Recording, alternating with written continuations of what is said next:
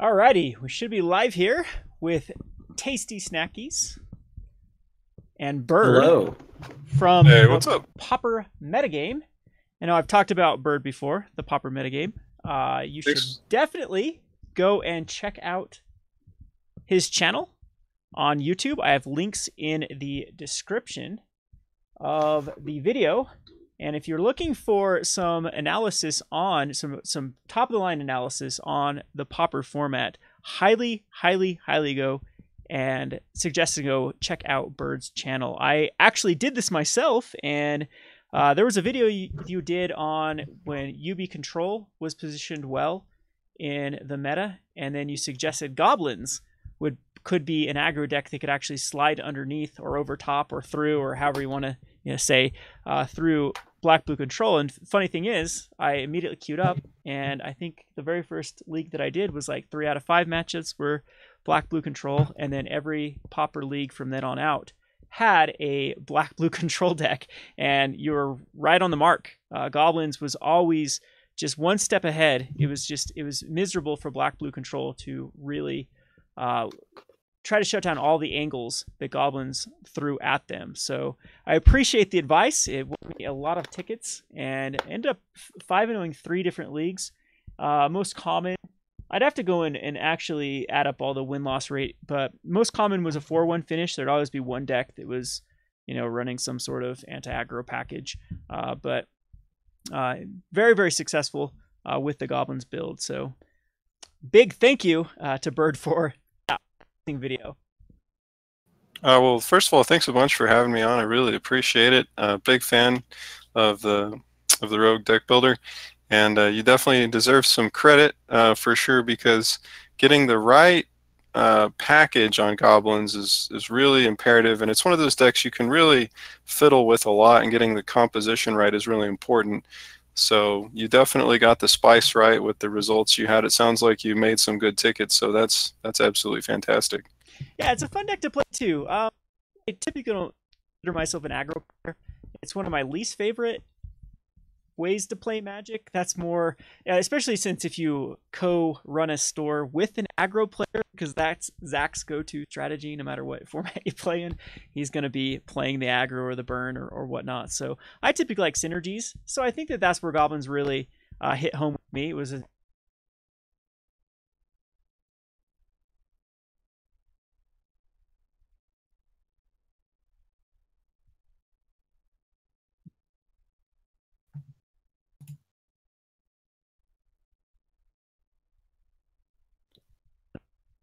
Hello. I think we have an audio issue. Yeah, I think your mic went out on you, Kevin. Oh, there we go. Is my mic back up? Okay. Yeah, I need to buy a new mic. This thing continues to it goes loose, and then we lose everything.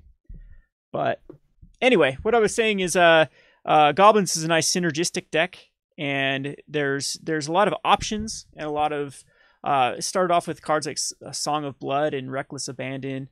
And I think the Goblin Matron version that I'm running right now is definitely my favorite. I'll have to show you that deck sometime soon. Play some more Goblins. Alrighty, so today though, we want to talk about the Dominaria. Pauper Dominaria. Now I know there's been some videos out there by like Southern Community College, some articles as well, but we're going to try to give a more thorough analysis on what cards could see play in Dominaria. I think the consensus is this is quite a weak set for Pauper. I don't think there's any card that really stands out that is going to see play. Like some sets you're like, okay, that card's in. Like you see a card like the Thermal Alchemist or what's some other ones in the more recent sets that we just knew was going to. A lot of them coming out of master sets lately that have been downshifted. I think the Firebrand Archer is probably the most recent one that you could kind of tell might have some potential. Yeah. Yep. But this set, I mean, you can't expect too much from newer sets. The power level of this, it's very rare we get a card like Fatal Push for formats in a standard set, because they do want to shift the power level down for standard. Otherwise, when they create very powerful cards that can see play in formats like Pauper or formats like Modern, it tends to warp the standard format. So it's very rare that we see something that just completely changes Pauper. What would you say is the biggest in 2017? Would you say Augur would be the biggest improvement to Pauper, or I guess the most impactful card? Augur has definitely been huge. As far as most impactful, it would definitely be Augur, and then a distant second might be the Dinrova Horror, maybe. Being For me, downshifted. Yeah. For me, like a second place would probably be like Seeker of the Way, because Seeker effect. because that card created the heroic deck pretty much, or it didn't create, but it helped bolster it significantly. Yeah, you might be right. It's also way behind the Augur, but yeah. Yeah, way behind. The Augur is definitely the most impactful card for the format in quite some time. One thing I will mention is that it's easy to be a downer, and I normally am on a lot of the new cards that come out in the new sets for Pauper, but Fairy Miscreant is a really interesting example of a card that is not particularly exciting, but was also hugely impactful. So sometimes even really innocuous looking stuff, if it just fits into the right shell and it's the last piece that it needs to function well, can really make a big difference. This is across formats as well. For example, I don't know how many people would have realized that Kite Sail Freebooter might actually be more impactful to Modern than Jace the Mind Sculptor. Like, that would probably get you laughed at and kicked out of certain play groups to say things like that. But now I think a lot of people might agree with that statement. Well, yeah, it's definitely when the human deck started really putting the solid copies in, where they turned in more of a tempo disruption deck than the all-out. The very first humans ones were just really aggro-oriented, and it's now they're like, well, we can still be aggro with a 1/2 that gets pumped up by Athalia's Lieutenant, or same thing with the Meddling Mage. But yeah, I'd agree with you that Kite Sail Freebooter is a very important card right now for that archetype.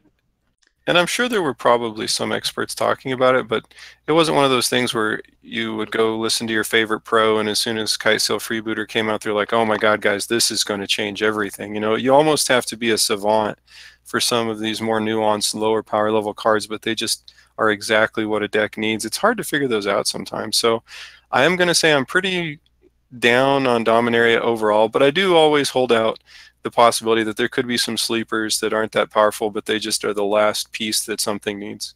Yeah, a lot of the cards that I chose for my list are very much that they're not necessarily deck makers. They're kind of cards that maybe you could put in the sideboard of some of your decks or whatever, or kind of help out with other certain strategies.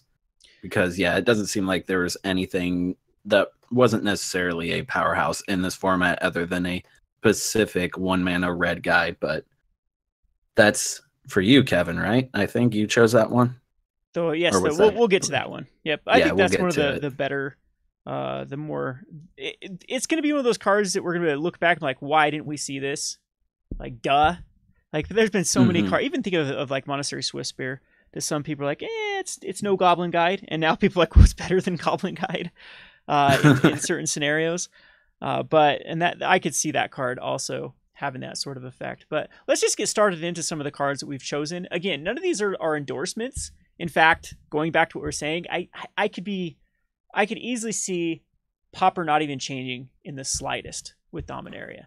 Dominaria does tend to have its own little flavor of having legendaries matter, and we didn't get any legendaries that were in the common slots, right? They're all uncommon or above, so it's kind of a right then and there's a whole reason why Pauper kind of gets ignored for this particular set.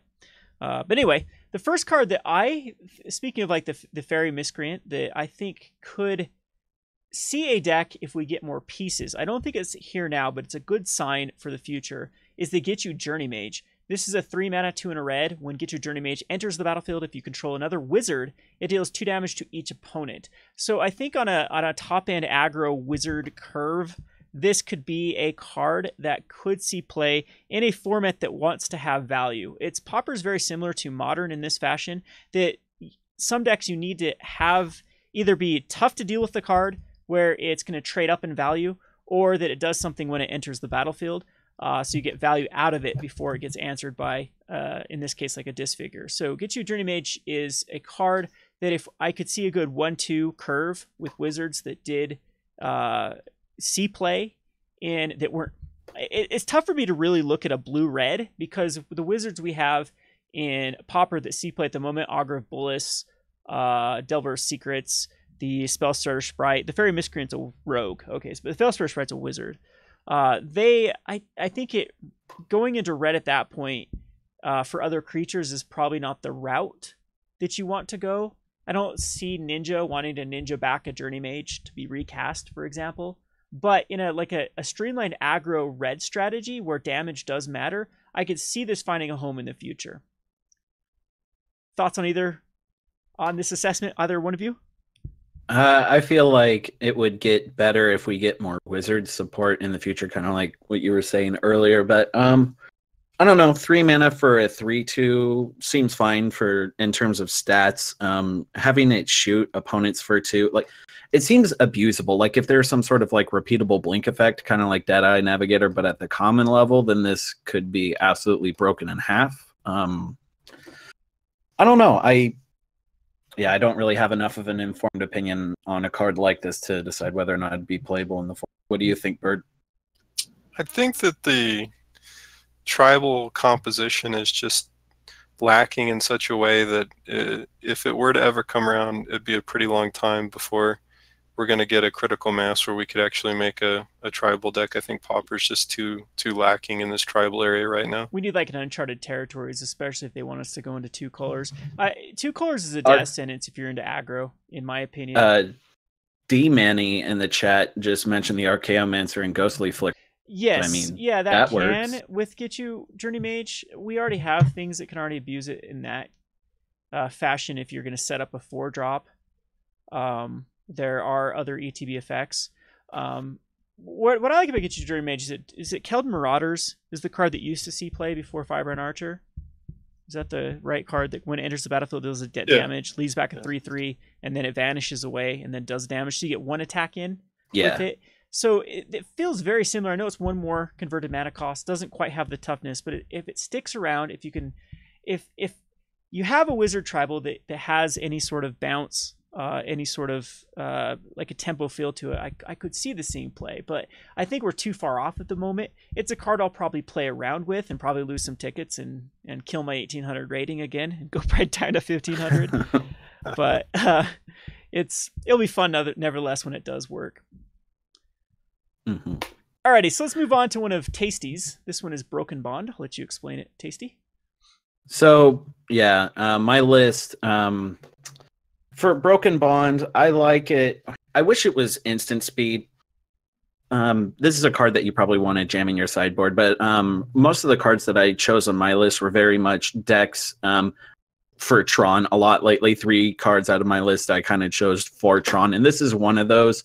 Then again, like I don't know if this is that playable just because it's not instant speed and you have things like Natural State and Nature's Claim in the format already, but being able to put a land card from your hand onto the battlefield untapped, especially when you're playing a deck that can abuse making extra mana or excessive amounts of mana in a single turn, like throwing down a power plant or something from a Broken Bond seems fine. But I don't know, it seems like being able to necessarily card advantage kinda. It just kind of really depends on how you build the deck. But I feel like Broken Bond, if you don't feel like playing 1 mana instant speed removal artifact or enchantment hate, this card does have some reasons to want to be played, in my opinion. The format. I could definitely see that. It's just right now, Gleeful Sabotage is really the card that most decks like to use in this sort of slot, as creatures are very important already in Pauper. So if you put Gleeful Sabotage on something like Stompy or in Elves, you're going to most likely conspire it. That's also a sorcery, right? Gleeful Sabotage? Is there a yes. Yeah, it's sorcery. It's a sorcery. So I don't know if it's that big of a deal versus something like Affinity, if you're going to be bringing in or against Bogles to be destroying that ethereal armor Bogles is a lot more of an issue to bring in Enchantment Hate, but I don't think that Enchantment Hate's the right route to go a lot of times versus Bogles. This is more by slowing down Affinity and establishing some sort of. I'm liking the fact that Wizards is experimenting around with these sorts of cards, taking a very generic card like Naturalize and trying to give a little twist to it. And so I'm with you. I think this could see play in the right deck. I'm a big fan of Wizards taking sort of generic vanilla effects and mashing them together when they haven't existed before. So I do like the design.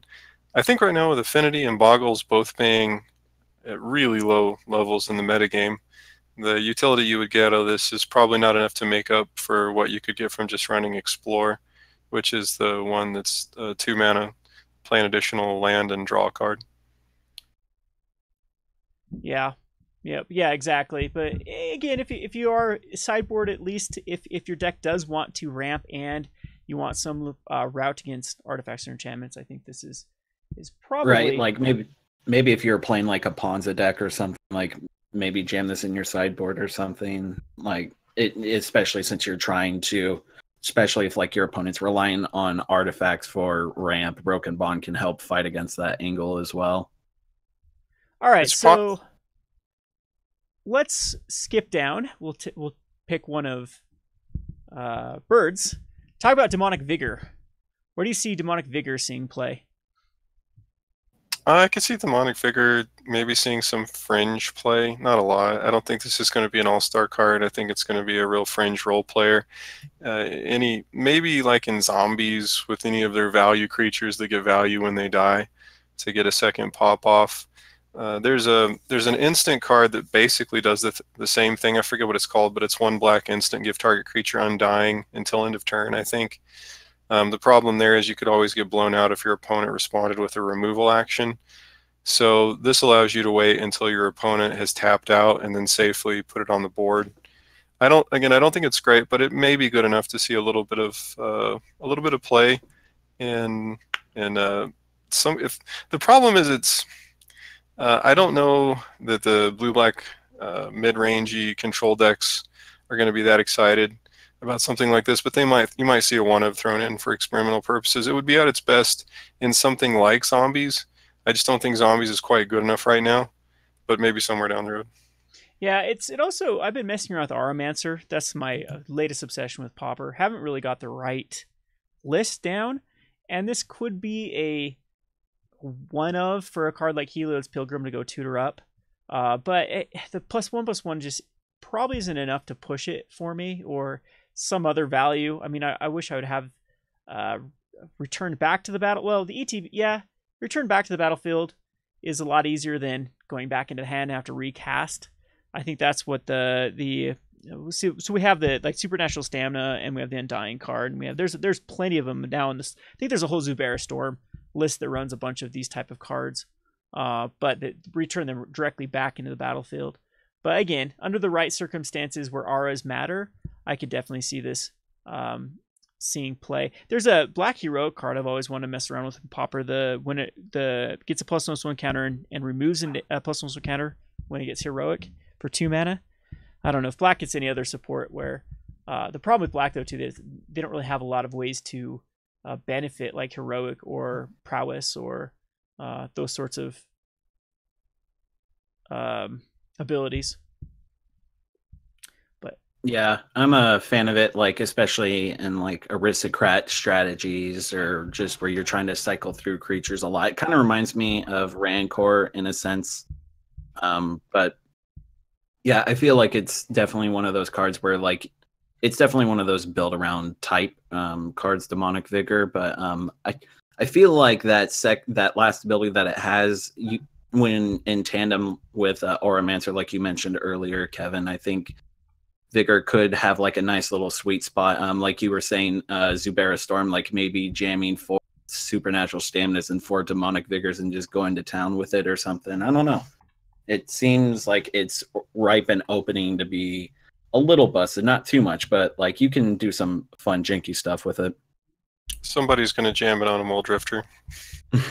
Yeah, I mean that's where I really like the Undying though on Mole Drifter, that specific card, or Supernatural Stamina, because you can actually evoke it and then throw it back. So yeah. Mm-hmm.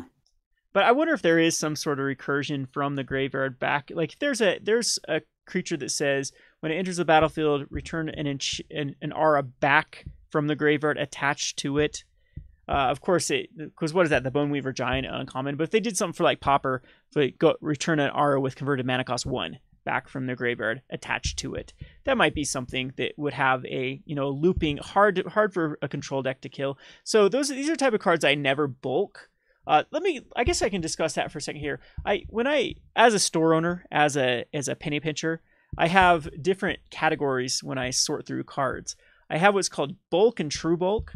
True bulk is something that never has a chance in hell of ever seeing play in any format like Commander or Pauper. There's usually the vanilla cards that are already outclassed by something or are just bad in general. And then you have what's called bulk that currently doesn't have value, but could under the right scenarios. And these are your like Burning Inquiries. These are your Goblin Lures. These are cards that people threw away for the longest time. And then lo and behold, something like a hollowed one gets printed, and then my god, does Goblin Lore all of a sudden become a busted card. Goes from unplayable card disadvantage in a weird way because of the randomness of it to who cares what you throw in the graveyard because you're getting an advantage of whatever can go in the graveyard. So a card like the Demonic Vigor I could definitely see play with the right sort of scenario getting behind it.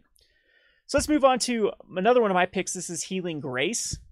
Healing Grace, there are a ton of cards throughout the history of Magic that either redirect damage or prevent damage from happening. I think Healing Grace is one of the better ones we've had in a long time, as it's a 1-mana instant, prevent the next 3 damage that would be dealt to any target this turn by a source of your choice, and then you gain 3 life. So for me, this is potentially a 1-mana 6, either gain 6 life versus a burn deck, or prevent burn from it's like the opposite of the Searing Blaze against the burn matchup. So you can stop what it's trying to kill and stop the damage. And it's more under cost. Of course, it's more prohibitive. I mean, you have to have a reason to really want to cast Healing Grace. So of course, it'll be more of a sideboard type card. If we ever do get a life gain type strategy, I could definitely see this seeing play. And it is that pivotal 3 damage, so that is a Lightning Bolt or a Searing Blaze. So I'm not sure if Heroic wants this or even cares about it in the sideboard, because of a card like God's Willing or Chumano's Blessing is just superior. But and your life total usually doesn't matter too much with Seekers, as you'll be gaining a lot of life. But I don't know. Any thoughts on this one? Yeah, I find this to be a playable version of Healing Salve. Like, it's pretty much just Healing Salve, but with upside into it. When you mentioned earlier, like Lightning Bolt, like if you're just trying to survive through the last few points of damage, or you're just trying to fight through a Gallop Blast or something, I feel like Healing Grace has a decent shot at being able to protect you, especially if you're playing like a slower deck and you want to take advantage of a card like that, or like if you're doing some sort of life gain strategy, having even not being able to prevent the 3 damage but gaining 3 life seems fine enough. Like, as I mentioned before, like this is a card that everyone would play over Healing Salve any day of the week. Yeah, they're getting stronger. Life gain is getting stronger and stronger with each set. I think the Wizards keeps playing. Remember the very first of Magic, how life gain was like mirrored? So you had Healing Salve and Lightning Bolt, and it's funny how now almost all life gain is getting like further and further pushed. Yeah, like you look at a card like this and then you compare it to like 3 or 4 years ago with like Feed the Clan, and then you go back to older cards like Healing Salve, and yeah, life gain has come quite a significant way. Yep. And speaking of life gain, I was so disappointed in M25 when the Kavu Climber, no, Kavu, what's the Kavu that whenever opponent gains life, you get that many counters? Oh, that was just heartbreaking when that was an uncommon again in Masters 25. Because I think Pauper does need some anti-life gain strategies. I'm sick of Pulse of Marasa. That's a card that it's really starting to tick me off. But not saying I want to ban. We're not going that far. The only card I want banned in Pauper is Gush, but that's a story for another day. So, because I've had it with Inside Out. It's ruining the format in my opinion. So what was the next card you chose, Bird? Oh, would you say it's turning the format inside out? Hey. God. Sorry. Couldn't help it. All right, so we got another one of Bird's cards, Grow from the Ashes. It is a 3-mana kicker 2. Search your library for a basic land card, put it onto the battlefield, then shuffle your library. If this spell was kicked, instead search your... Oh, this is a tasty card, huh, Tasty? Yeah, that's a me card. Yeah, that's a tasty. We'll get to that later. That's my Okay. number 2. Whoops, Adamant Will. There we go. That's the one I was looking at. So Adamant Will. 2 mana, target creature gets +2/+2, gains indestructible until end of turn. I could definitely see this one if there weren't other options. But I'll let Bird explain this pick. Yeah, it's pretty much bad. And by the way, on all of these cards, here's the pattern I expect. I'll mention it if we're talking about a card that's different. But at least for my list, all of these cards are cards people are going to tinker with. They'll see real obscure to fringe to no play. People will throw it in their bulk boxes. And then maybe, 3 years from now, they'll actually find a home after people have long forgot about them. But yeah, I expect people will first try to experiment this. You'll probably see a copy in a heroic deck before somebody realizes there's just better options. But people always love to experiment with the new cards. And I don't know, there could be some deck at some point that needs a whole lot of different options to make things indestructible. But mostly I expect this to just be tinkered with and then go away. Yeah, I'm with you. If something like Johnny's Presence didn't exist or God's Willing, I'm like, a Johnny's Presence doesn't even see play. Very, very rarely. If we ever do get, because the problem is things like Disfigure are so prevalent that Indestructible isn't even relevant that often in Pauper with the go-to cards of giving negatives rather than damage or destroy. But Johnny's Presence is 1 less mana for +1/+1, plus the ability to strive it if needed to protect more than one target. But how much is that extra +1/+1 actually? I mean, because then you could say, well, not only does it, because Johnny's Presence doesn't protect your 1/1 flyer.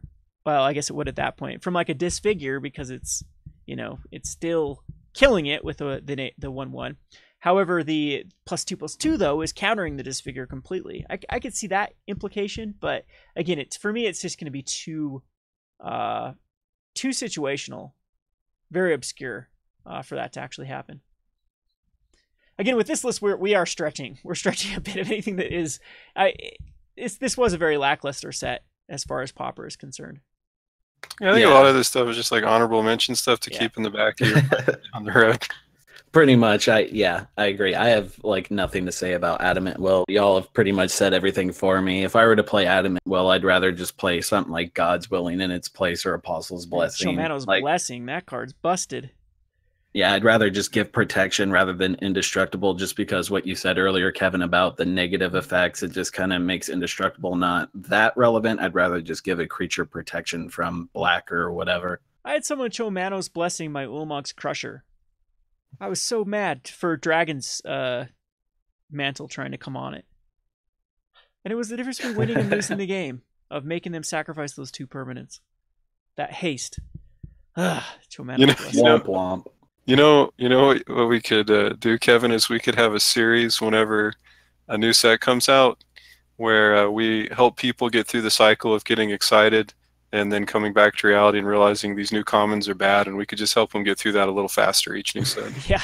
Well, it's funny you can actually watch my growth. I used to be such a hype person too. Like every card was the best new card ever, and but it's my cynicism comes from a place of disappointment of over and over being burned by these type of cards where I've been so happy and excited. Oh, this is going to be great. And then that actually comes to practicality. Like, oh, this card actually sucks. That's when people were talking about like Vizier of the Menagerie or the Champion of Ronus, or what's another card that was so hyped when the recent standard sets. And I'm like, not playable. So it's going to dirtle for a turn, not playable.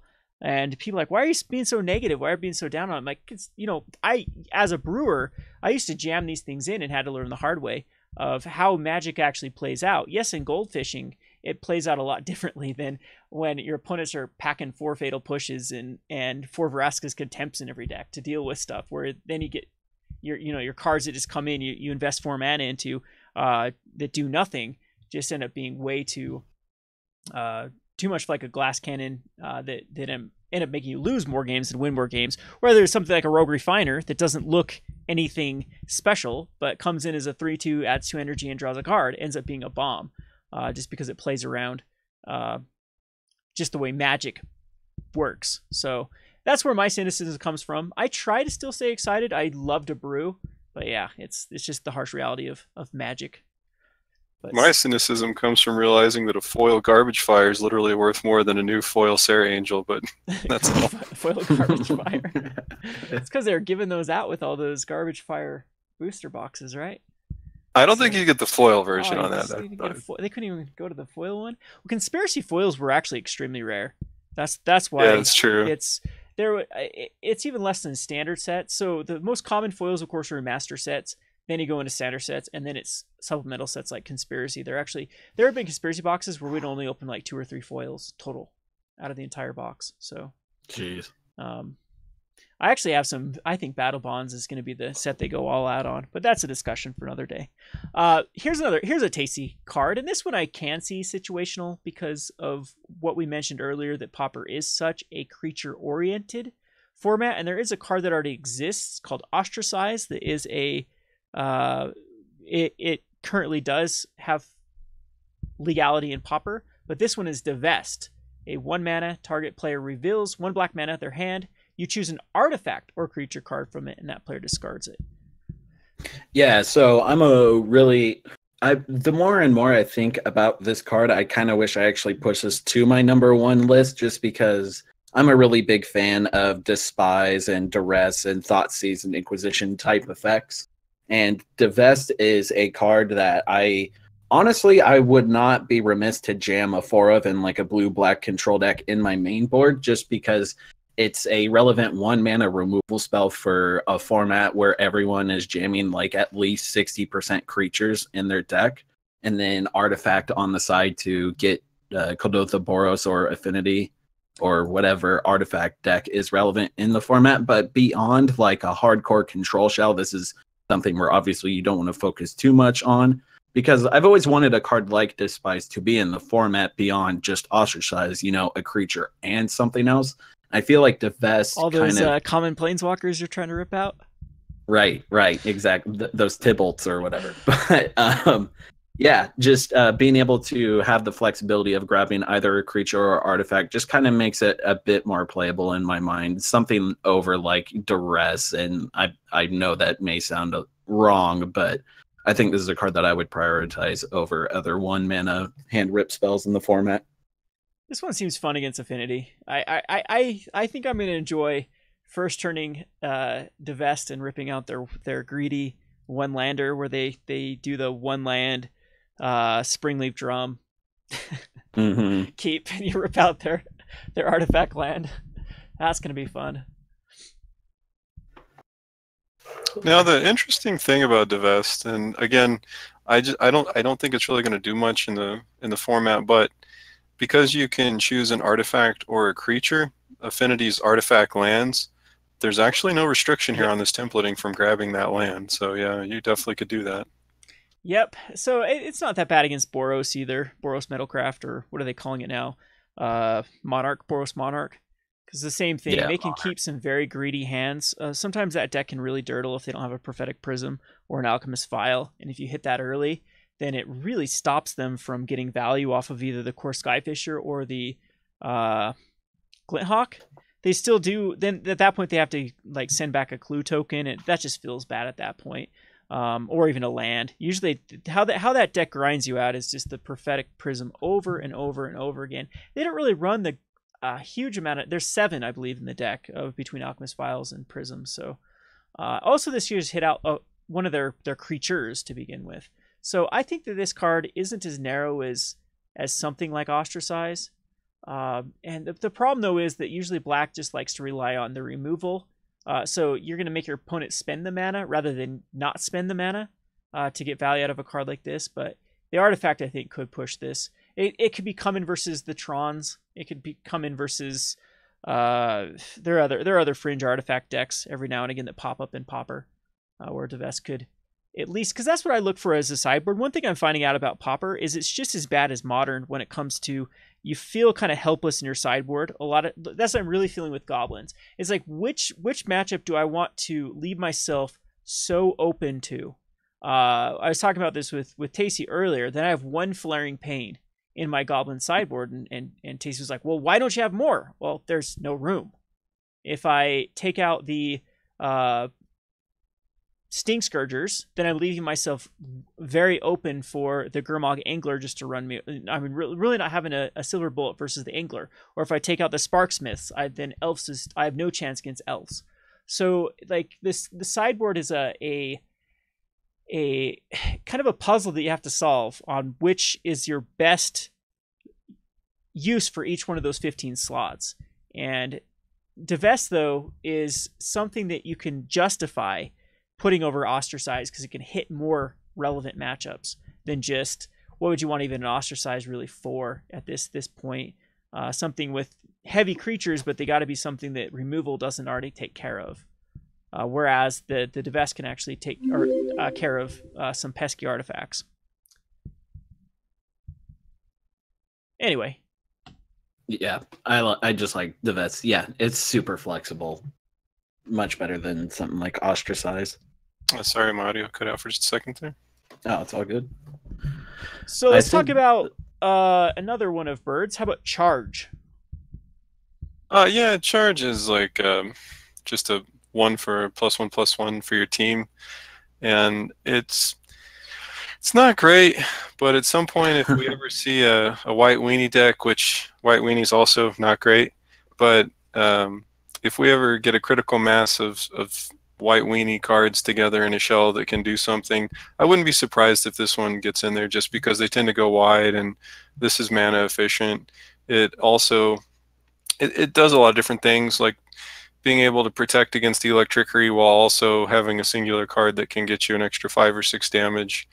It's just all the things that a white weenie deck would want to do, but white weenie's pretty bad right now, so. Yeah, and the green version of this already does see play. In Elves, I've seen a lot of lists actually move away from Spider Silk Armor and go into, I'm trying to think of the name of, let me try to find it here, of the green version of this card. Yeah, I know that it's from the Urza's block. Urza's Destiny, I think. Magnify. Yeah. So Magnify is starting to see play in the sideboard slots of a lot of different Elves. Lists here are running the Magnifies. Again, this used to be more of a proactive strategy to throw out a Spider Silk Armor, but Elves they're starting to see that 2 mana, the difference between 1 mana and 2 mana is huge, and the difference between swinging for lethal or just giving your creatures +0/+1 and reach might not be as relevant as a Magnify. So same thing with Charge, because we do have some options already for. There's a ton of options, but I don't think that any of them are as efficient as Charge, because we have the 2 mana that can be cast by tapping a creature. We have, or is that isn't it called the Ramosian Rally? Yeah, Ramosian Rally, I think it's 4 mana, gives a +1/+1, and has the alternative casting cost. Yeah, 4 mana it does have the one. I thought I know for a fact there's a 2 mana one that gives all creatures you control +1/+1 as well. Yeah. Yeah, and there's a ton of them at 3. There's Righteous Charge at 3, or another one that gives +2/+1 at instant speed for 3 mana, and yeah, there's a ton of them at that point. But that Pauper, once you play Pauper, you'll realize the 1 mana is very, very 1 to 2 mana is extremely relevant in this format. More so than I would even say. I'd even go on a limb here and say it's even more relevant than Modern. For the majority of the time.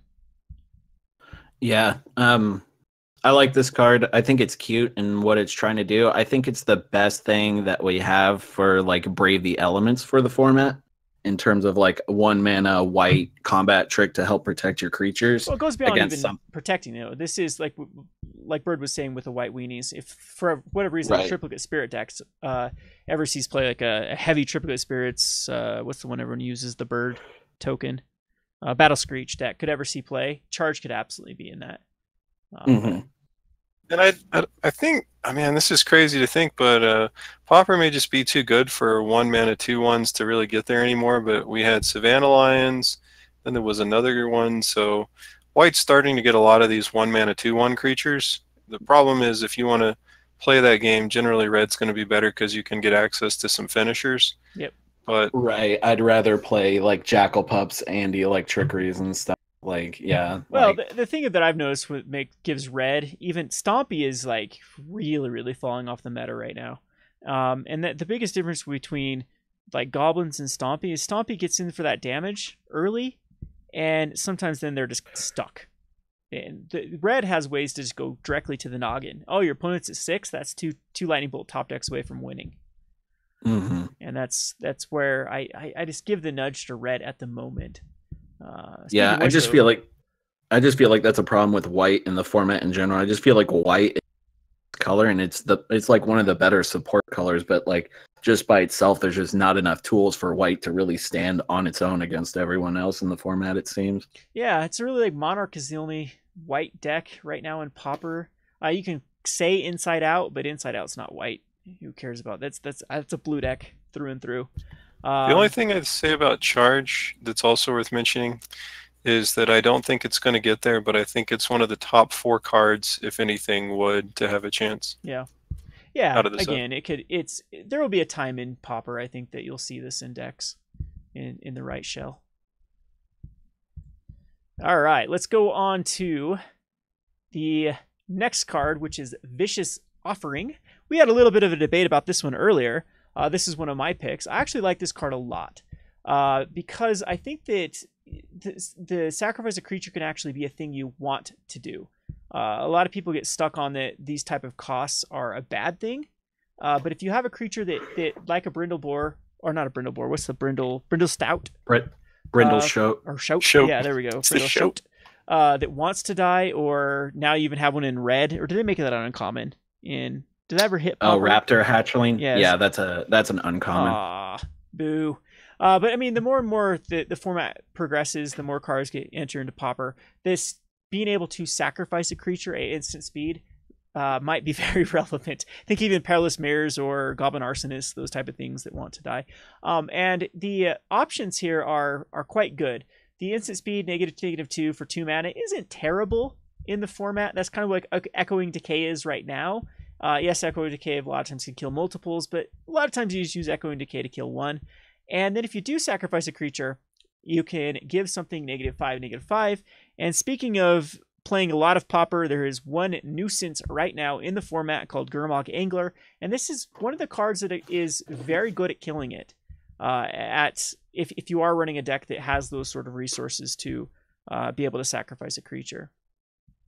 Yeah, it's kind of Pauper's version of Dismember at this point in terms of -5, -5. I'm just, while I can see the benefits to it, again, it's another one of those cards where it requires a very specific deck in order to really exploit it for what you want it to be doing.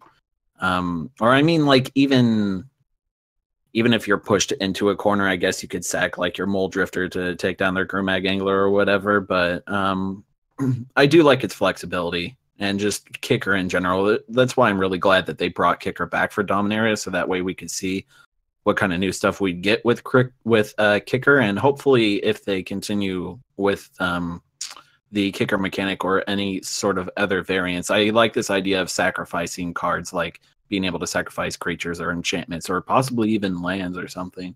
Well, it's my favorite thing about black. That's why when people ask me what my favorite color is, by far, black is my favorite color because it's almost an opportunity at cost is the whole theme of black. It can do everything that every other color can do except by using its resources. So this, of course, using a creature as a resource to pump up a spell. You compare this card to something like Tragic Slip or what was the other one we were talking about? Bone Splinters. And I think that this can have a lot of advantages over both of those, as Tragic Slip needs to be turned on with Morbid, whereas this is something that can actually turn on Morbid. So think about if there ever was a green-black Aristocrats type shell, there are some cards that people have played before that what is the morbid card that gives a creature permanently +3/+3 if you have morbid? +1/+1 counter if not, +3/+3 if you have morbid. Of course, this could synergize with that. Hunger of the Howlpack, yeah. So Vicious Offering, I absolutely I think probably not there right now, but and if we start getting any more 4/4s or 5/5s that you need to kill, this is a good piece of tech. Appreciate the donation, Adam, by the way. I appreciate your appreciation for the content. Let's go on to the next one by Tacey. This is the Vodalin Arcanist. Or Arcanist, I guess is how it's pronounced. And it's a wizard. Yeah. Speaking of wizards. So, yeah, for 1 and a blue, you get a 1/3 for all of them wizard benefits in the set that definitely don't exist for Pauper. But you get to ramp for instant and sorcery spells. Now, in Standard, it's a total non-bow against the Lightning Bolt and the counter spell, which I thought was pretty funny. But in Pauper, ideally, I kind of want to like be playing this index with Augur of Bolas as like Augur of Bolas 5-8. It's the same stats virtually, except instead of digging, it helps cast spells that you digged for with Augur. So I thought that was pretty cute, and I think Augur is also a Merfolk wizard as well. And I'm a big fan of what it's trying to do for the format, in my opinion, in Pauper. Like, I feel like this will definitely help out in your strategy more than it won't, especially since it's a good early blocker. Yeah, we have a couple of these that do for artifacts, but I don't think we've seen one, for instance. What was the one that came out of is it the Curious Homogulus? That was an uncommon, wasn't it? The Curious. Yeah, it was an uncommon. And it flipped over into Voracious Reader. Yeah. I love that card. I thought that card was sweet. So yeah, we don't really have anything like this at the moment. I don't. I think this gets the review of Critics Rave. If you put this card in your deck, it probably won't make it worse. Pretty much, yeah. It'll stay at 50%. Alrighty, let's go on to another. This one I think is actually the most likely to see play in Pauper. I can't believe I missed this one while scouring over it. So Bird picked Adventurous Impulse, which is a 1-mana look at the top 3 cards of your library. You may reveal a creature or a land card from among them and put it into your hand. Put the rest in the bottom of your library in any order. So it's kind of like Green's Ponder. So the first thing I should mention, of course, is the downside. And Lead the Stampede is so good. And in decks where you're going to be running Lead the Stampede, you want to be careful to not drop your creature count too much. So you might be able to get away with running that plus Lead the Stampede. So I'll be curious to see if any Elves decks decide to tinker with that. The 2 natural homes for this card that I could see at least experimentally would be Mono Green Tron and Elves. I don't know if it'll get there or not, but this card I think is one of the top 3 cards in the set to have a chance to get there. And it's good.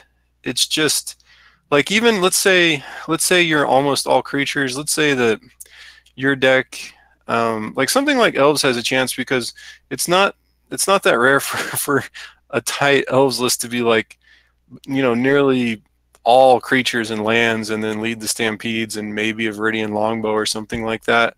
So you could make this work in Elves, but other than that, it's tough because it's like Aether Vials. You need to be running a deck that's a lot of creatures.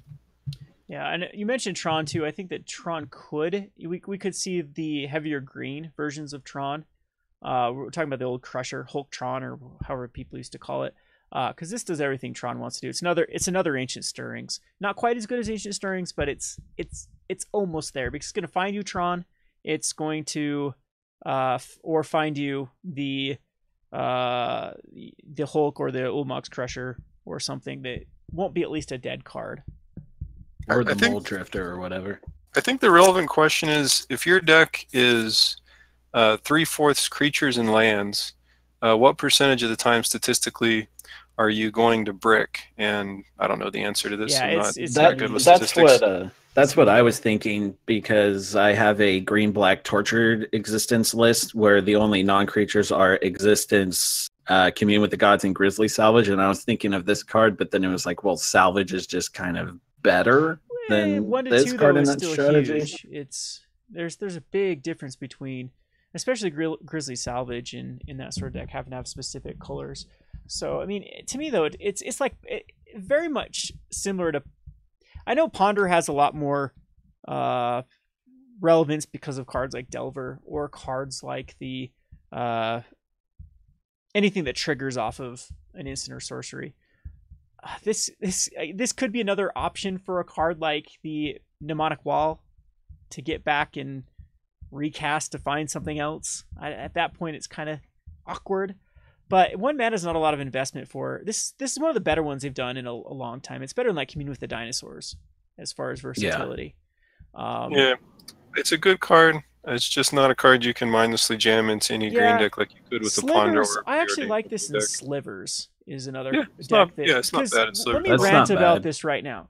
This is probably Slivers. If you want to get me like really bitching about Pauper, get me started on Slivers, because to me this is one of the worst constructed decks. I don't know how people keep. Is it just that a lot of people are actually playing Slivers that it keeps having 5-0 finishes?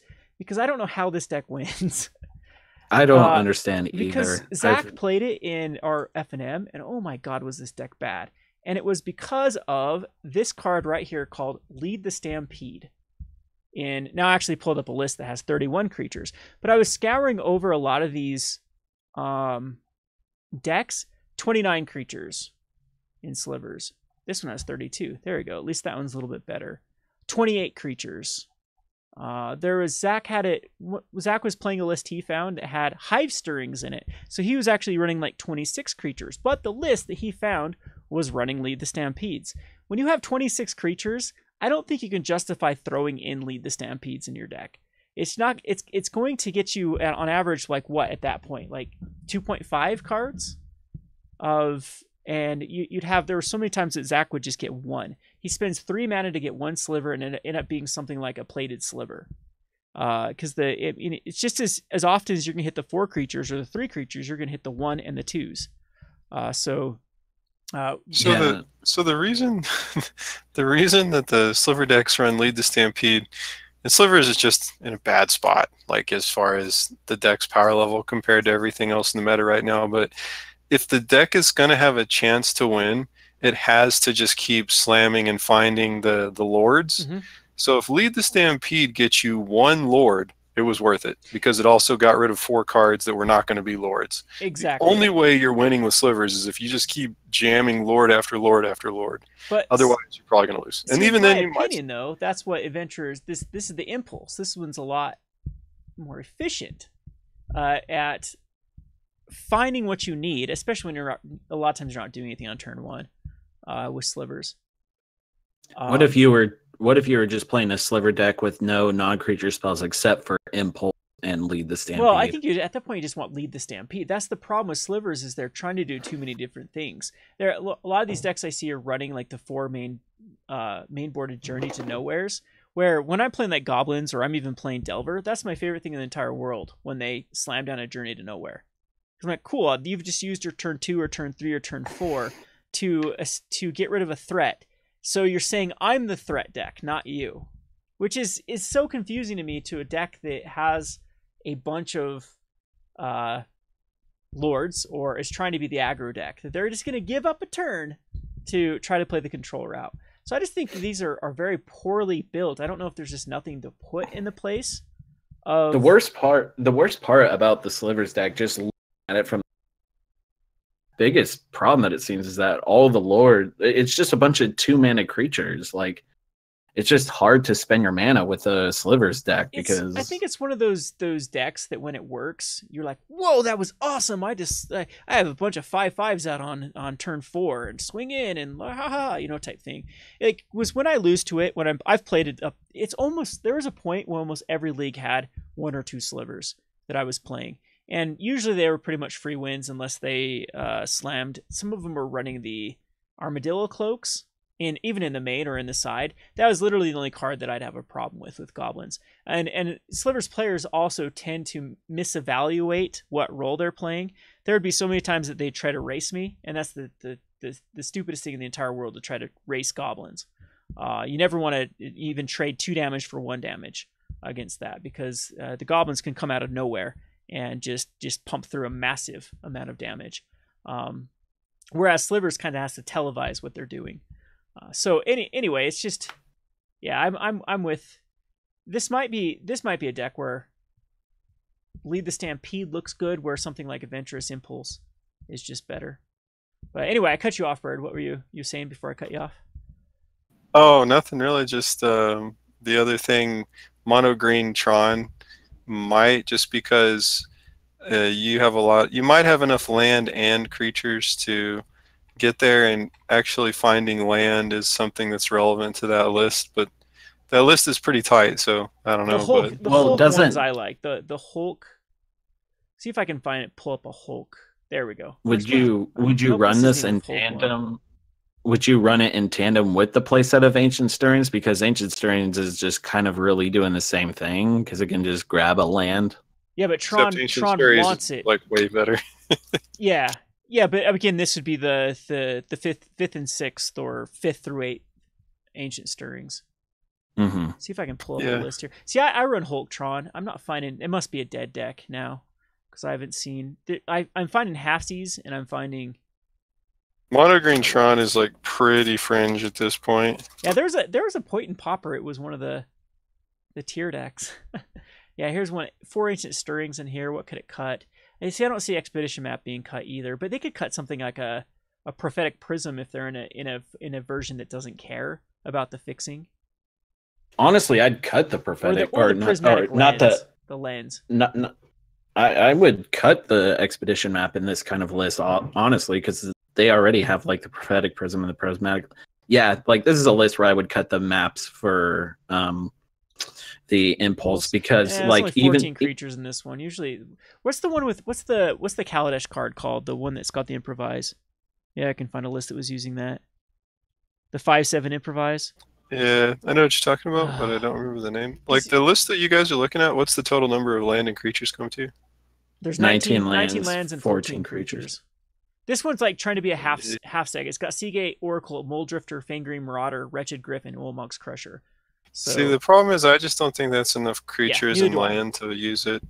Neither do I. That's why I'm trying to find one of those old school. You know what the list I'm talking about, right? The one that it ran the 5/7 Improvise. It ran the Wretched Griff, it ran the Ullmonk's Crushers, and the Fangering Marauders.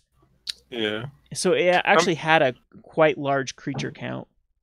And so I'm thinking that the only place that this might really be interesting mostly would be Elves. The all-in, list that are basically nearly all lands and creatures. Yeah. And Lead the Stampede is really good, but you could probably get away with putting in another 4 sorceries in your deck. And like if you lead the Stampede into 3 elves, which is not at all uncommon, you could even hit 4 or 5. It's not crazy, but just a lot of times, a lot of the elves that you pull are not as important as the one elf that's actually giving you some action. Yes, that's what people. That's what I've always wondered why people. I see all these lists that are running. It looks like a lot of them now are Visionaries are full 4 of, but there were a lot of lists at one point that they were running 2, 3 Elvish Visionaries. Like, geez, Elvish Visionaries is by far one of the best cards in this deck, because it's trying to hit what you need, which is the Timberwatch Elf in a lot of scenario, or the Huntmaster in a lot of the scenarios. Because elves, one thing I've noticed about elves is they can or the Visionary, as you point out, is also a good finisher. The which one? Oh, I'm sorry, the Vanguard, Elvish Vanguard. See, I've never been impressed with Elvish Vanguard. That's one of the cards that, as playing elves and playing against elves, that I've kind of just like, meh. Because it feels like a lot of times elves wins with a Timberwatch elf, or just the. I know the Huntmaster can get the Vanguard huge, but it's all about that being able to exactly point where the damage goes with the Timberwatch elf. And I mean, everyone's gonna always just chump block the Vanguard, or it's the Viridian Longbow that wins a lot of games too. So I I don't know about. Maybe I just need more time Well, playing elves. I definitely wouldn't argue that the Vanguard is better than the Timberwatch Elf or the Huntmaster, but I think that when you go through the rest of the list, I mean, it's like the third best thing you can hit, whereas everything else you're pretty much, I mean, you know, like a Nettle Sentinel or a Llanowar Elf, you know, etc. These are not really going to do it. It just gives you a third best thing to do something. But so I'm with you on Adventurous Impulse. If you finding those Timberwatch is so key in so many matchups with the elves. All right, I think we spent enough time on this. I appreciate Kai. I appreciate the donation too. Getting some decent donations here on this stream. Talking about Pauper, everyone's favorite format, right? All right. I love Pauper. Me too. It's such a I was a convert to Pauper because when people started really getting into it, I was like, who wants to play with commons all day? Because I'm an Underworld Cerberus type player. That's the cards I enjoy. But then actually playing the format, it feels like there's a lot of games decided on my skill rather than on just bombs being hit or hate cards being drawn. So anyway. All right, let's talk about another card that I think is not really in position at the moment, just of the way that Pauper is formulated. Is that the correct word to say for this example? But it's just how red decks are currently building. So we don't really have a red deck wins deck in Pauper. We have Burn on the one extreme that only uses 7 or 8 creatures.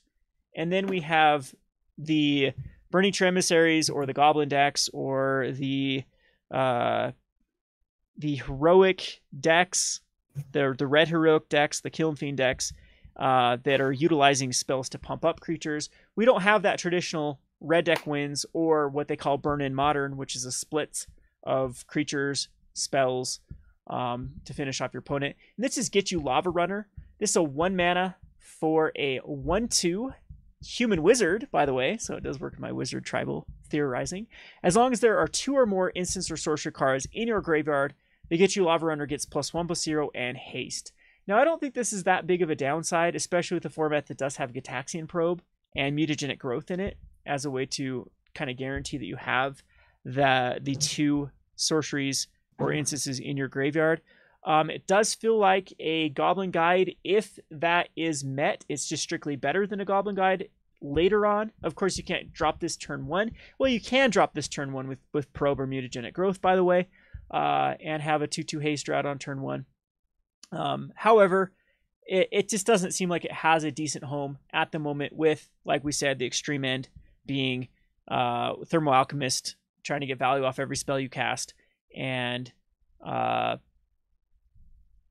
all out Burning Tree Emissary aggro with all the 2/2s and the just the mass amount of creatures in those decks. So where is this one positioned?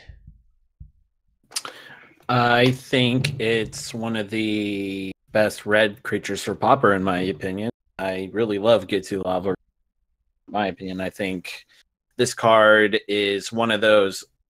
Earlier in the video, earlier in the stream, we were talking about like, oh, duh cards, like with a Monastery Swiss Spear. I feel like Get You Lava Runner is definitely going to be another one of those, oh, duh cards, especially for the Pauper format. This card just seems like total gas. Especially if you're playing in an instant sorcery based deck, like is it Blitz or Burn or anything like that? Yeah, Blitz. I can see this overtaking Delver and Blitz. Oh yeah, definitely. Is that too much of a stretch, or is Delver that good? I've seen Delver splashed in the weirdest decks, and like, why? Like Tireless Tribe, for example. Why? Yeah, I would play this over Delver and Blitz, to be honest. Like, the flying is nice and all, but being able to consistently get the benefit of it because you're playing a Blitz deck, so your graveyard's going to be full of instants and sorceries anyways, and I'd rather top deck this later in the game rather than a 1/1 that needs to flip and then top deck another land that just seems bad. Yeah, Kai in chat says, thinking about getting back into UR control because of this card. I think more of a tempo. Like, I could see this in like a Delver, like a red, just a strictly red-blue Delver shell. You could play this. like the fairy shell to it, or what other some of the red blue. Most of those are Kiln Fiend at this point, right? Kiln Fiend and Nivix Cyclops. Yeah, pretty much. But a Ponder Preordain, Gut Shot, Gitaxian Probe, Mutagenic Growth, this actually does seem quite relevant. How about you, Bird? Any thoughts on this card? Yeah, I mostly agree with most of the overarching commentary there. I'm not terribly excited about it, but it does have some interesting future potential if some other cards came around it. I don't think it has the perfect home yet, but maybe somewhere down the road. Yeah, see, I like this better than Modern. Like, people are saying they don't like it in Modern. I disagree. I think this is the two. There's been like this slot in Modern Burn that you don't know exactly what to put there. It gets down to the 58 cards, and you have like 2 slots. I think this is the 2 slots that a lot of the Modern Burn decks are going to start throwing this card into. And if we can get a list that runs similar to that, I could definitely see this card seeing play. Gitaxian Probe is legal in Pauper. Let me repeat that. Gitaxian Probe is legal in Pauper. It's quite easy to get the requirements met even on turn 1 for this to come in as a 2/2 haster. Mm-hmm. All right, so let's go on to the Krosan Druid. Now, this one we admit is a stretch, but it does seem to be like the biggest kick in the balls. Kicker, I guess, pun intended. 2 burn. This is the 3 mana for a 2/3, which I don't think you'll ever cast that unless you absolutely desperately need it. But if you kick it for 5 mana, 4 and a green, enters the battlefield, you gain 10 life. Half your life total. 10 whopping life. So, Bird, where do you think this one could see play? Yeah, I don't think it's going to see play anywhere except for, like, if Burn got to be really big in the format, then I could see Tronless maybe having it in the sideboard, but Pulse of Murasa is just so good and not so fringe that this is probably not, but it is a hilarious card. I don't think there's ever been a creature that lets you get 10 life in one shot like this before, like common at least, so it's funny. Yeah, this is kind of in the queue where like Pulse of Murasa comes first, and then probably like Feed the Clan, and then something else, and then maybe something like Krosan. Do you know what will be hilarious, and I could actually see Wizards doing something like this, is having an alternative way to have a kicker trigger happen. If they ever print something like that, this will be a funny card to throw down. Alternative casting costs are reduced by 3 yeah, like there could be some sort of training grounds, but I'm calling it. One of these days they're going to create some sort of card that says basically activate a kick, like an ability that could be activated from a kicker. So that's my big, not conspiracy, my big theory that their design will eventually throw a card like that. Let's hope it's in Pauper, because there could be some fun stuff you can do with it. It could be some broken stuff, of course, you can do at the mythic and rarity level, but that'd be a fun one. Right. I would see it as a mythic. I'd see it be like a mythic and that would say, like, if you were to pay an additional cost as you cast a spell, you may pay 0 rather than paying that mana cost or something. There already is some stuff that works with kicker, I do believe, from old school Zendikar, but yeah. Anyway, yeah, not much to say about this card other than Greentron could put it in instead of like a Fangreen Marauder type. Yeah, I think the Fangreen Marauder is still probably better. Pulse and Rasa is still probably better at getting what you want out of it. Yeah, I think like if somebody feels like making a bad decision, instead of drinking and driving, they could just throw this in their 60 and call it good. Well, you know, it's like I said, sometimes it's kind of the Saffron Olive effect too, is you play bad cards because you want to play bad cards, or just fun. These wonky scenarios of happening. Some of my most, I kind of wish, I've told this story multiple times before, but I kind of wish I didn't have that stick up my ass. I don't know when I got it. When I started the YouTube channel clear back years ago, I used to like to play the more wacky cards and then just have fun when the Blast of Worms decks actually worked. You know, 9 times out of 10, the deck fell flat, but when it worked, it was really, really fun. And then all of a sudden I got stuck on this, I have to win, I have to win, I have to win. You know, I still like to do it with my own rogue flair, but Krosan Druid is definitely the card that it would make for some hilarious times versus that unfortunate burn deck that got queued up against you. and you Croson Druid and gain 10 life on a turn. So, yeah, I know Cards Fair. I need to get back to the jank. It's just, I don't know what happened to me. I need an intervention. I think the Pro Tour changed you. I know. That Olive quote from the Tolarian video where he's like, I don't even think this can cut it on the that series he does where he plays like really sketchy stuff like, as a challenge. Yeah, against the odds. Yeah. Yeah, he's like, this won't even make it on against the odds, and that's like the lowest bar in Magic. Yeah. It's funny though is after that Tolarian, what is that? The Tolarian Scholar? Is that what it was called? I think it's gonna be a lot more relevant than people give it credit for in the draft format, because I think that wizards are going to matter. There are a lot of cards that work off wizards, and I don't think it's going to be the no chance in hell 2/3 for 3 mana. It's going to be those 21 through 24 slots where you have a very big, where the wizards are open, and then I can even see pack 2 and pack 3 highly picking it up because you need it to make sure that the wizards theme actually triggers. That's just my speculation, but we'll talk about limited some other time. Let's go over to Tasty. I will say, I have to say this, LSV gave it a limited rating of 1.0 on a, which is basically fail. I understand that, but I think people are underestimating wizards.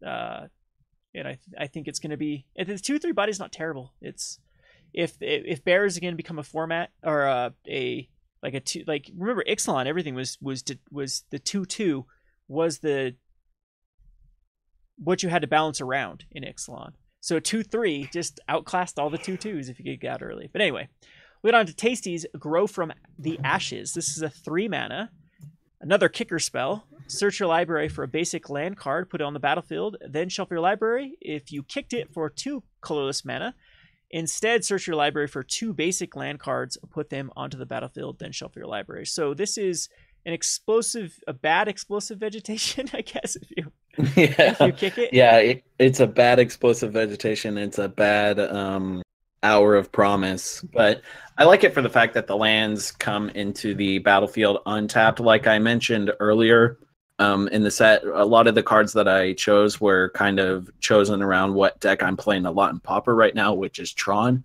And this is a card that I would consider playing in one form of Tron or another, just because those lands come into play untapped, which means if you get the kicker online, you could throw down a few more mines or power plants or whatever and really get some gross mana going. But other than that, paying 3 mana for a bad rampant growth kind of type effect like that, it's just...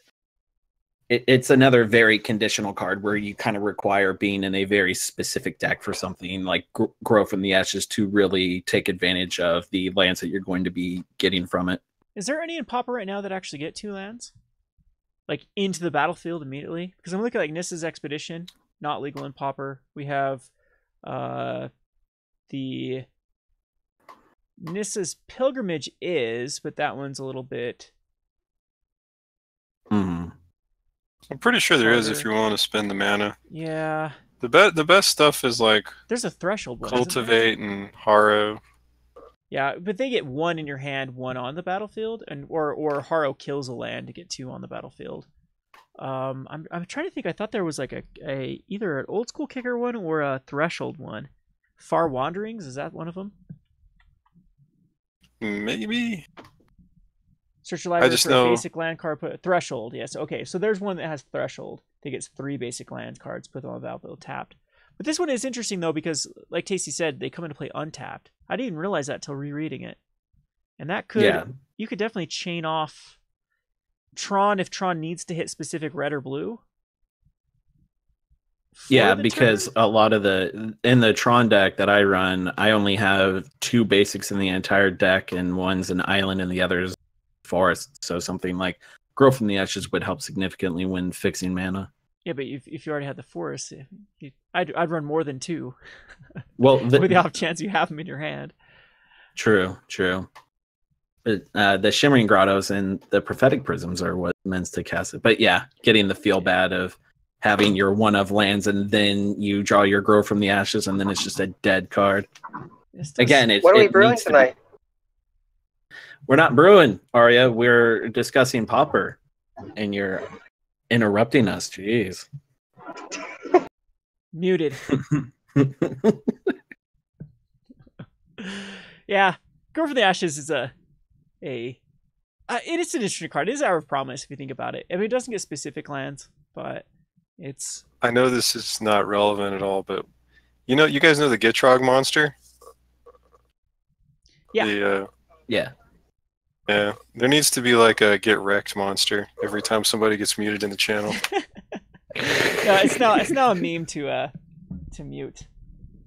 Arya likes to derail my streams, get me ranting about stuff I shouldn't be ranting about. So, alrighty, so let's go on. I think we're almost done with the cards that are actually remotely playable. This one is another one by Bird. The Saproling Migration. 2 mana to create 2 1/1 green Saproling creature tokens. If this spell was kicked for 4, you create 4 of those tokens instead.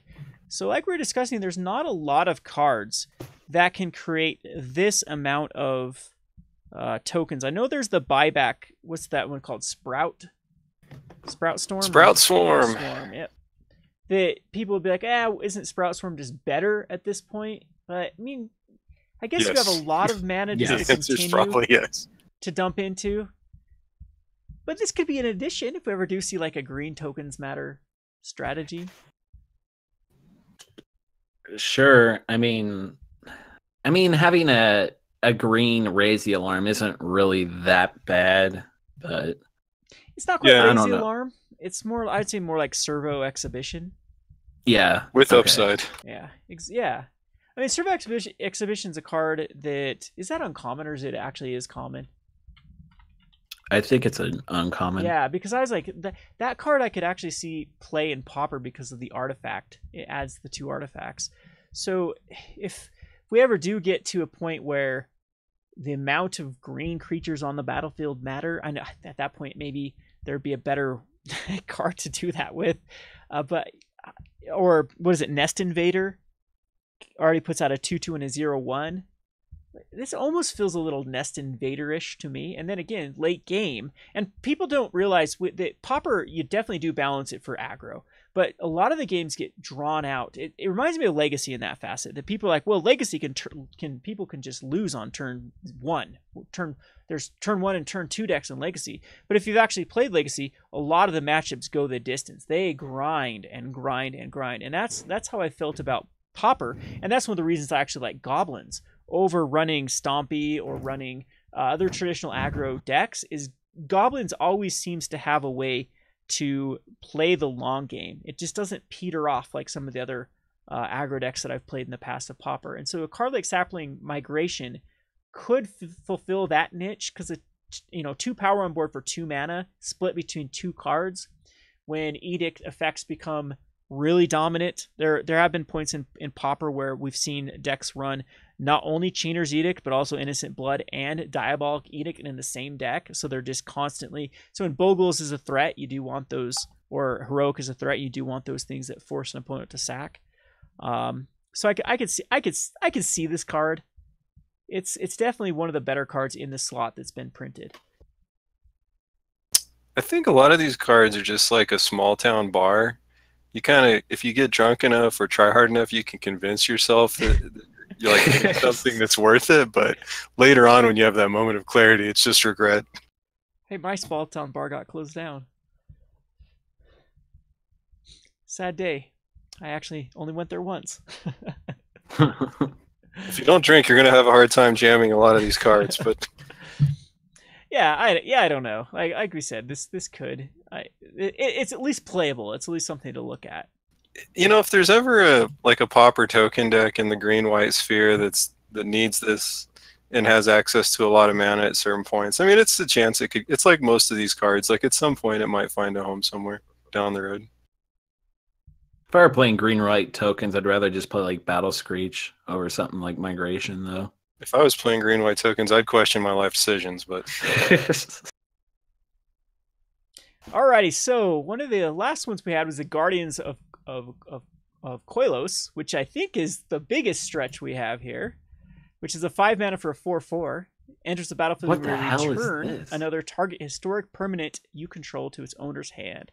So what we were discussing earlier is if you really, really want a bad Glint Hawk, Here's your dude. Here's your robot.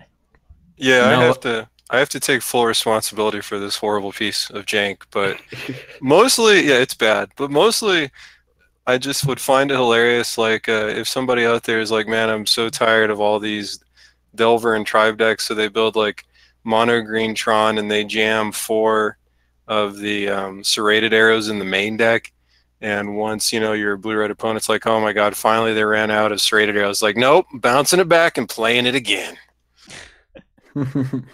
Yeah, I mean, Tron does play serrated arrows quite frequently now. I've seen them putting it back in the lists. There was a point when serrated arrows got, it was hard to even find a copy. But now it seems that, you know, blue-red, and it's not that bad against Tireless Tribe either. If you can stop, I mean, it's something, it puts a counter, correct? That's what serrated arrows does? Yeah. So it's a way to permanently stop a tribe. It wrecks Tribe. Yeah. Yeah. Now, I'm gonna go ahead and admit this. I am gonna take some of these Guardians of Koilos and make some rando mono green Tron list and jam it in the queue, go 1 and 4, and be like, okay, I never have to do that again now. Well, I mean, yeah, that's the Magic is all about experimentation. That's what I've never really liked, the spike mentality that's all about win win win. Just this is coming off of me saying that, you know, I kind of turned more into that I had to win or otherwise as a failure. But you know, there's a lot to be learned with brewing with bad cards, with playing bad cards. Sometimes that's how, like, think of even decks now that have like Kreklan Ironworks or even Amulet of Vigor. Those decks never started off as tier 1 decks in Modern. They started off as jank, as these like 1 in 4 type decks that worked every once in a blue moon, and then people actually tuned them. And even though Guardians of Koilos probably won't end up making the cut, you could actually find like some combo that was working because you were trying to find it as a way to work with something else. And then all of a sudden, wow, that, look at even Monarch. Monarch started off as a Klathatha Boros list.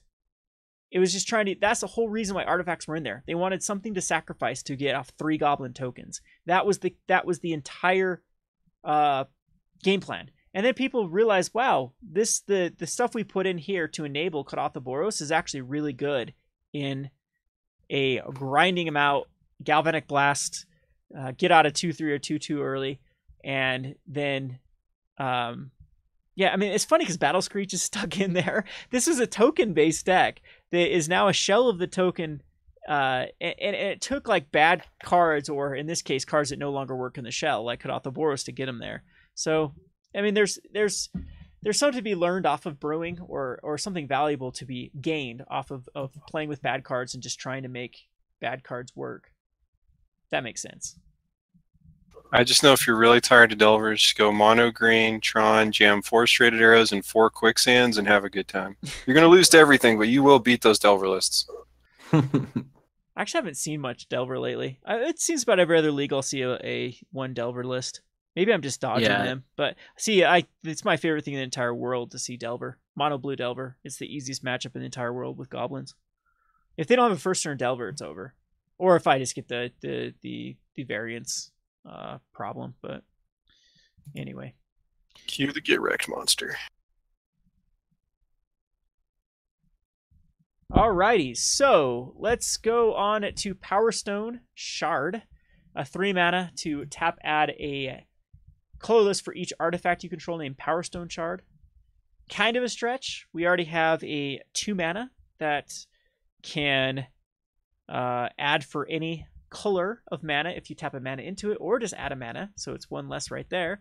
And we have the prismatic, what's the one that gains a life that a lot of the teachings decks run already, but that's more of a Talisman? Pristine Talisman. Yep, that's what I'm thinking of. So Power Stone Shards, it just seems to me that Tron is a better way of establishing the fast mana. This seems almost like slow mana to me, but there could be an engine down the road that needs to have a lot of colorless mana to really cycle through your entire deck, and or chain off a bunch of spells, I guess.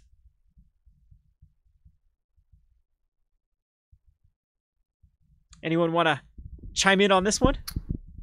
Yeah, I'm not big on it at all. I've thought about it and I was like, Oh, it's kind of like a weird, slow-ass Cloud Post type card, but I'm just not really feeling Power Stone Shard at all. I'd rather just either play something like Pristine Talisman or even going down in mana and playing like Mind Stone instead or something. But if there's like a way where you can spam out shards, if there's like a way where you can just tutor them out and play them in succession, turn 3, turn 4, turn 5, and so on, then yeah, I can see playing something like Shard. But other than that, I can't really find a reason to really play it. Yep.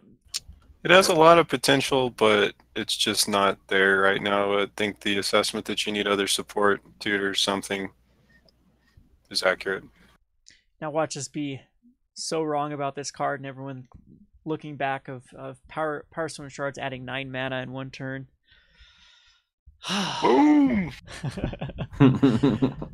All right, so then we have the Sparring Construct, a 1 mana. This to me, this seems like a strictly better worker, Arcbound Worker, as it can hit things besides artifacts. So a Sparring Construct's a 1/1 for 1 mana. When it dies, put a +1/+1 counter on target creature you control. So right now, +1/+1 counters aren't that relevant in Pauper. You don't have something like Winding Constrictor or even Walking Ballista or Hangerback Walker type cards that want counters on them. But in Affinity, I could see an argument for taking over like something like Flare Husk spot. Flare Husk has a really key reason they put it right now in Pauper. It's because of cards like Chainer's Edict. It's you can sacrifice the germ and not feel like you've really missed out on your game plan, because then you can equip it eventually to something else or still sacrifice it to ATOG. But speaking of ATOG, this does seem like a pretty fun card with ATOG, because not only do you get the +2/+2, but you also can put the +1/+1 counter on the ATOG or on an Enforcer at that point, or a Copper Line. What is it? Copper Gorge? Copper Line Gorge. No, that's the wrong. Whatever the Carapace, right? Carapace Forger. Yeah. Carapace Forger. Ha. There. Yeah, I was gonna say I like this, like being able to save a Carapace Forger from like Flame Slash or something. Like this could definitely be like an Affinity style list, or even like when we were talking earlier about like Aristocrats. This kind of fits right in Aristocrats as well, in my opinion. Yeah, it's especially if you can find a way to keep getting it back beyond like normal recursion, because it's an artifact. There's easier ways to get it back from the graveyard. I can see an Affinity list that focuses more on artifacts working together, possibly. ATOG just is such a good deck right now in Pauper, because it has so many different angles of ways it can kill you, with the Teamer Battle Rage, with the Fling, with just the spreading the wide threats, with just a couple 4/4s beating you down early. But I've always thought that Vault Scourge. Oh, you cut out. Yeah, we said an audio hiccup. There we go. Is it back? So yeah, you're back. What I was saying is that Affinity has right now. Affinity's in a good place because there's a lot of different directions it can go in killing your opponent. So you can Galvanic Blast him out. You can Fling him out. You can Teamer Battle Rage with ATOG. You can just have a bunch of 4/4s that beat down the opponent. You can swarm with like Frogmites early. But the old Vault Scourge type, maybe even Worker type deck could have a resurgence with something like this, as it gets another tool where you can just kind of go wide with a bunch of these creatures that then can add towards a bigger creature, like a Worker going on a Vault Scourge, like a Sparring Construct going on to Vault Scourge. So I don't think this card should be overlooked. We don't have anything that are just even adding multiples of an Arcbound Worker might just be the trick.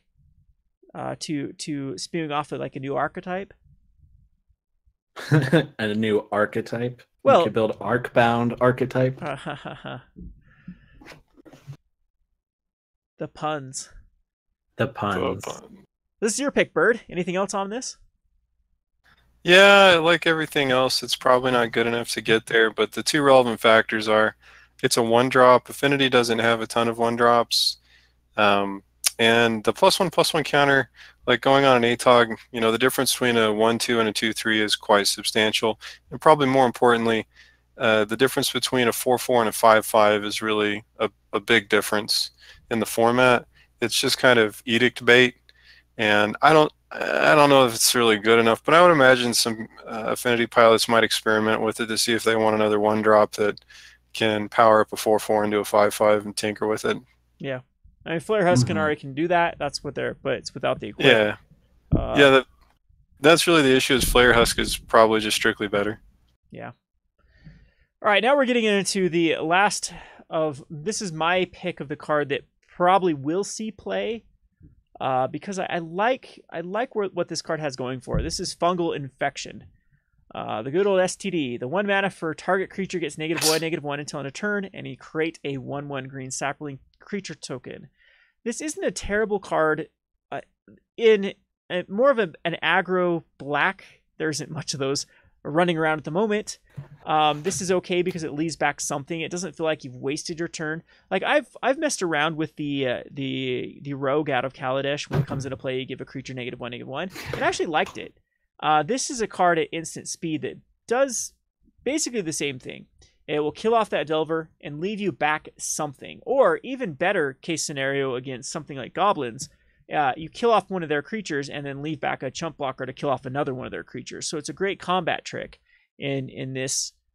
And I don't think there's anything quite like it at the moment. It might just be a little bit too narrow. But Delvers, the 1 toughness creatures are extremely relevant at the moment in Pauper. This is a Tireless Tribe against Tireless Tribe. This is something that then they'll have to have a Shadow Rift to get through your 1/1 green sapling token. So they'll have to discard a card and have a way to then... that'd be a pretty decent little combat trick now I'm thinking about against Tireless Tribe if you have an empty board. To smack their tribe with it, force them to figure out something for... I mean, they go all in on it, you give it the -1/-1 and create a blocker. That's not too shabby now I think about it. No, not at all. I like this card.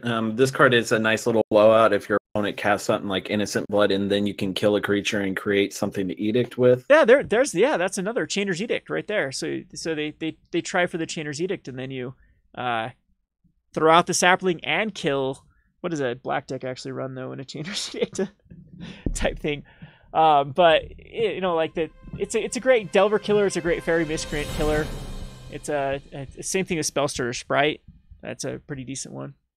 Yeah, there's a lot of 1 toughness creatures running around, which is why cards like Shrivel and Trickery are so good in the format, because it extends beyond just the Delver archetype. It's just like you can really exploit shooting things for 1 in virtually almost every deck, and I feel like Fungal Infection could definitely see play in the format just because not only is it removal, but also leaves you up in terms of card advantage.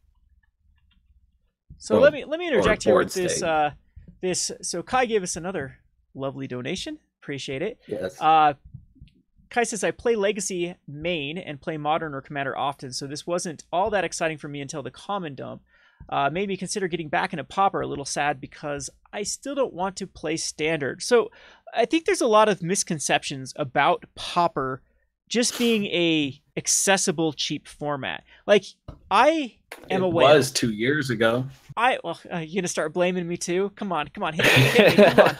Hit me with I ruined Pauper with my 16 needle drops. Let's do this. If I'm gonna blame you, I'd also have to blame someone like myself as well, because I also kind of do that as well. I've bought plenty of cards. I have a lot of Moments, Peace, and Tangles at home, sitting right next to me, actually. Well, good for you. I do need to do an update on the finance portion of Pauper. I realized something that occurred. I kind of want to call it the Rudy effect. That once people like Rudy and people that watch Rudy realized that their comments had value, a lot more commons were able to enter back into the marketplace. We've seen Star City Games and Card Kingdom completely restock their Pauper. And it's because they had aggressive buy lists on it, and they've both decreased their buy list quite substantially, which I think will have an effect on the Pauper market. TCG Player is still pretty much out of a lot of the Pauper staples at a reasonable price, but we could see stores also being more aware of, a 30-cent card is worthwhile of actually shipping off. So I think we're going to see a dip in the overall price of Pauper, which will be a good time again to get your cards. But then we're going to see a resurgence once again, and we'll have another round of scarcity. And I think that'll be the best time to get out of your overstock of Pauper. But that's my little interjection on the finance part of Pauper that I just want to bring up. But going back to Pauper I'm a whale. I can afford Legacy. I have a store. If I really want to get into a format like Modern, I can easily do so, and it's not going to break the bank. It's not going to be it's not something that's inaccessible to me. I don't play Modern because that format is such a garbage format. It's who draws their rest in peace. Whoa, okay, cool. It was that last league that had an MTGO that I just swore off Modern forever, where it was I went 3-2, played against all solitaire decks, and the entire deciding factor of whether I won or lost the matchup is if I drew my hate card or not. And that's how long the matchups lasted. Turn 2, did I drop a Stony Silence? No, I lose. Turn 2, dropped a Stony Silence, I win. It's the most pathetic experience that I've ever played in Magic is recent Modern, and people were saying it was getting better. Well, we're back to look at the top 8 list of both the Grand Prix over the last weekend. It was all solitaire decks, and it's just not a format that I want to play. Standard, since Kaladesh has been out, has been a value format. It's whoever can establish the most value and out, not even really grind. It's not really outplay. It's really out kind of value or outdraw. It's to a point where Pauper is the only format that I feel like I'm actually playing the damn game, where it's where skill really comes into play, because it definitely is an attrition format where you need to out resource your opponent, and you never really feel dead in a certain matchup or in a certain meta. Right, that's where cards like Fungal Infection come in, because we can scrutinize it, and this card could actually be playable in the format, because the format is kind of built around cards like Fungal Infection, where you kind of want to be trading around, and it's skill based, and you want to play around your opponent, and cards like Fungal Infection can really help out with that. And I agree with you fully about Modern and Standard and Legacy. Pauper is just kind of the best, most pure form of Magic right now, in my opinion, beyond something like Commander. In terms of constructed Magic, I feel like Pauper is really where it's at. Yeah, it's just my favorite time playing Magic by far was, I wouldn't say early days of Modern, but it's actually starting to seem like, since the format's been around as long as it's been. But when Jund was the big guy on campus, and I built Soul Sisters, and then there's also Blue-Red or Jeskai Control at the time, and Pauper actually feels like those days where it's a bunch of 1-for-1ing, a bunch of outmaneuvering your opponent, a bunch of tricks, combat tricks, and sideboard tech, and the right time to play a card, the wrong time to play a card.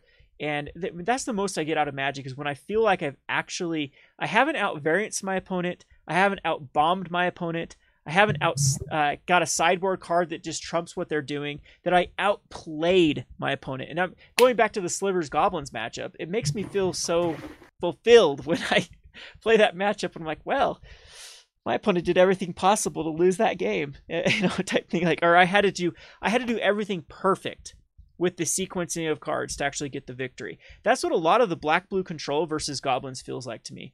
That it's every card I have to be incredibly aware of how the next 3-4 turns are going to play out, of which card, how I should sequence my cards, when to hold them. Counterspell's a thing in Pauper, so whenever there's 2 mana to be held up, you always have to kind of, all right, is this a card I want to try to bait out a counterspell? Is this a card that I need to stick? And if it gets counterspelled, then of course I'm in bad shape, but if it doesn't, then I'm in great shape.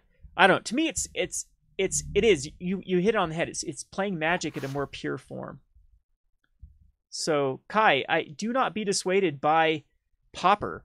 It's not just a poor man's format. I did kind of insult the Tulare Community Colleges and saying that that the reason why they played it is because it was just their little niche where they could kind of feel ahead because it's bad players that are playing it. And it definitely had a point when that was the case, that people that couldn't play standard or couldn't play modern or you know, felt like it was just the price tag that was keeping them from being a Pro Tour winner or playing Pauper. Those people are being weeded out, and it is starting to become a very competitive and a just extremely skill-oriented format. Whew, that was a big rant.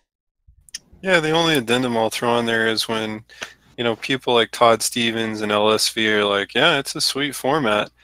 And that kind of says a lot when you have high-level pros that are saying it's great. And I know some people are kind of skeptical. They're like, well, LSV's he's just saying that because he wants to move product for Channel Fireball. But I've actually, you know, gosh, like 8 years ago, I remember seeing LSV in the weekend Pauper challenges back then. So I mean, he definitely likes the format. Yeah, and Channel Fireball, that's also a misconception. They don't even have any Pauper cards.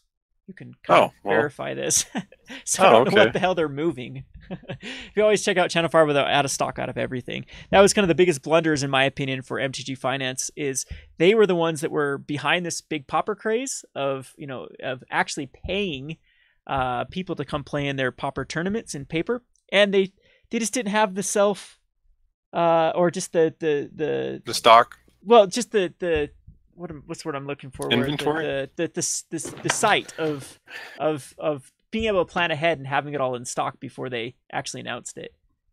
So people accusing Channel Fireball of being like, hey, we just want to pump up this format, to where they lost out on a lot of stuff. They didn't stock up their inventory before trying to pump this format. They came to their first Grand Prix with no Pauper cards. They said that all Pauper cards at the first 300-man tournament, no vendors even thought to even bring Pauper cards to GPs. You know what's funny is it probably did way Kevin, more than they expected. Apologies for interrupting, but like I really got to get going. All right, sounds good. Thanks for joining us. I think we're done. I think we missed one of your cards, but unwind. But yeah, my last card is unwind. And before you talk crap on it, I just want to say I like unwind. I'm gonna play it as a 2 of in Tron and try it out, see it. I like negate. I like my free negates. I don't like rewind, and I think it's a much better rewind. But I will leave it on that. Bird, it was nice meeting and chatting with you. Oh, yeah, it was great, man. You be safe. Yeah, man. You too. And Kevin, thanks for having me on. Yep, this was fun. Yeah. All right. Catch you all later. You have a good night. See you, Snacks. Bye. All right. Where were you? What were you saying? Oh, I was just saying, you know, the hilarious thing is they may have pushed it just kind of as a random thing. And then, you know, it's quite possible they figured it's probably going to be okay. Probably like 40 people will show up and do something. But they probably didn't expect to have like, you know, triple-digit attendance. Yeah, and the thing is, like, I've said this before a ton. I was a convert because my problem with Pauper is I think I entered at the wrong time. So I tried to build a Pauper rogue deck, and Temporal Fissure was still a card. It was not banned, and it was like 90% of all decks were just trying to Temporal Fissure lock you, and it was so miserable. I'm like, screw this format, and I bowed out of it, and then I didn't play again, and then I happened to start back in with Cloud of Fairies. And Cloud of Fairies was just a pure it completely warped the format, and it's the same thing. You just got completely locked out, could never cast a spell. I'm like, man, this format's awful. So this last time around, when I ventured back into Pauper, I was like, okay, we'll see what the Pauper creates. I just wanted to, like, MTG Finance is still probably my favorite thing in the entire Magic world, as it's something that of course affects my livelihood as a store owner. I need to be on top of these things. So I'm like, okay, if people are going to be on top of Pauper, I had a bunch of people that already, there was a college group that played Pauper in our area, and so they were already buying me out of Pauper for a long time here. And so I'm like, okay, I need to know if this is going to take off. I need to be ahead of the curve here with what cards are going to and I don't think you can do that in a non-player aspect. I think if you really want to get a gist of a format and what's going to be good, you need to be playing it. And so I started playing it with that in mind, and I was really surprised. I think I did an Inside Out league. I played Inside Out. I'm like, oh, this, and it just ended up being a pretty bad time to be playing the deck. But then I switched over to some other decks, some torture resistant decks, and it was really diverse. The decks were very diverse. The gameplay was very exhilarating and, like I said, skill oriented. And it converted me over to Pauper. And it has nothing to do with it. It's just cheap. It's fun to build a battle box. And we're up to like 40 decks now. We're up to like 30 decks now of decks we've created for our little Pauper battle box, and it doesn't even feel like it cost us anything, which is a nice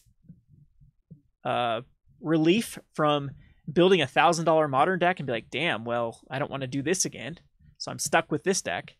So there's a lot of things that's got Pauper's got going for it. Well, one of the big things. I think I lost your audio. Do we lose you, Bird? Oh, am I coming in now? Now you're in. Yep. Oh, sorry. Yeah, I think one of the, I don't know if you've talked about this already or not, but Star City Games is now going to be doing Pauper side events leading up to their big SCG con, where they're going to have a big Pauper tournament. Yeah, I did see that announcement, which is really good there, because they draw on as much as Grand Prix a lot of times. Yeah, so I mean, if this is big news, because I mean the first thing was getting the side events at GPs. Now that Star City Games is going to start having Pauper events on the side, this is massive, because if this sustains, if both Star City Games and Channel Fireball both keep Pauper as part of their offerings, I think it really does push Wizards towards an inevitability of sanctioning the format. And when that happens, I think is when we'll see the next really big boom for the format. And more people are going to play it and realize it's not just a budget format. There's actually some really sweet play and some awesome interaction. It's a format about synergy more so than raw power. And I think a lot of people really enjoy synergistic decks a lot more than just crazy nut draw decks. Yep, and it seems to me that Wizards already is kind of supporting the format with a lot of these downshifts. Yeah, the master sets are really where you get the, it's not so much the regular sets, but definitely the master sets where you get the sweet new tech. Yep, had Elves completely born out of Eternal Masters. We've had Augur of Bolas come out of Modern Masters 2017. I believe Iconic had Seeker, and Iconic had a lot of cards in it that have really at least added some tools. It'll be nice too if they can. The one thing that Pauper needs to do is they need to have some sort of where there's like cards like Tormod's Crypt that I wish they'd just print on Magic Online for so like there's so many, almost every Pauper tournament I have to tell people they can't play that card, like not Tormod's Crypt specifically, but a card like, well, it's common, and then it's not necessarily busted. Like I think there's only 2 cards that would be broken that off the top of my head that might, well, I don't even know if Hymn to Torak would be a card that would need to be banned in a Pauper. Well, I don't know if it would need to be banned or not, but one of the things I've thought of that they could have as a potential solution, and when it comes time when they finally decide to sanction Pauper, they'll have to address how they're going to resolve, the exact legality for the format, which in and of itself is going to be a huge step forward hand in hand with the sanctioning. But somehow they'll have to resolve some of these things, and so maybe they can print some more things online at Common. And another thing they can do is just get some more cards down from uncommon to common in paper, so it's not so confusing. I could actually see a scenario where they do a supplemental product that just has some of the key cards that have only been printed in paper. Yeah, it's funny because in a supplemental product, the rarities are all basically made up anyway. Yep. But they could just say, hey, these cards we're now just saying, here's a copy of Battle Screech, Chainer's Edict, and other stuff like, Tangle, and they're all at quote unquote common in this supplemental product to kind of even things, make things a little simpler. And that would be kind of, people have talked about having some kind of a supplemental product for Pauper. That's the only kind of thing that I've thought of that might kind of make sense. Yeah. Because it would sort of clean up some of those issues of confusion. And it would probably make Wizards some money. Yeah. Well, there's going to be a lot of equity in Pauper, and I don't see how they're going to be able to inject the system with enough cards. Like a lot of people are like, aren't you worried about reprints? I'm like, well, even if Wizards aggressively reprints a bunch of Pauper cards, it's not going to even make a dent in my investments because I'm so diverse on. So if one card gets hit, whoop-de-doo. I've got a bunch of them. They'd have to massively reprint. And then they have to think of their other formats like Legacy Commander and Modern as well. But yeah, that'd be a nice little. I think there's going to be enough equity for them to do challenger deck type cards or challenger deck type products for Pauper if they really want to go out there with a bang. I think the thing that's typically going to be most likely for them overall is when these Pauper cards start to get a little more expensive, they're going to be able to throw these into Masters sets, you know, like maybe upshift them or whatever, like we saw with this most recent M25 where they moved a few valuable commons up to a lot uncommon. Of them, Ash Barons.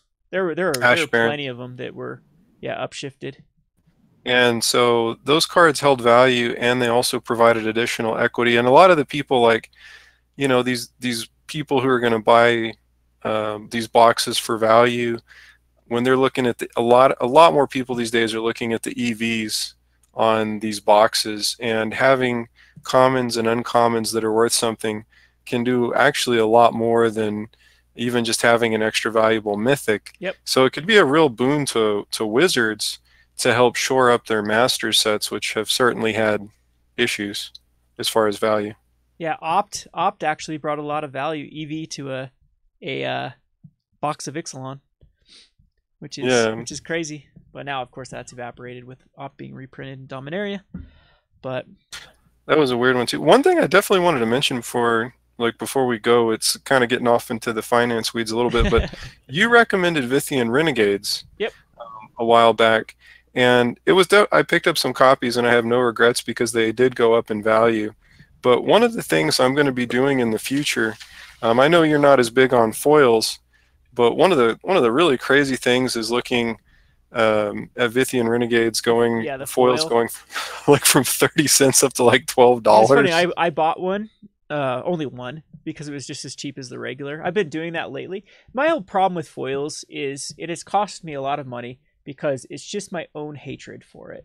It's my own bias that and I really need to start investing in foils. Well, I mean, since you have a shop, like if you picked up, you know, a bunch of random stuff like foil Vithian Renegades, even if you just sell one copy, that pays for the other, you know, 50 you could buy or whatever. I've been picking up Aggro Bulls foils, even though it came out of a master set. There's been some. I'm now actually going away from the non-foil only type.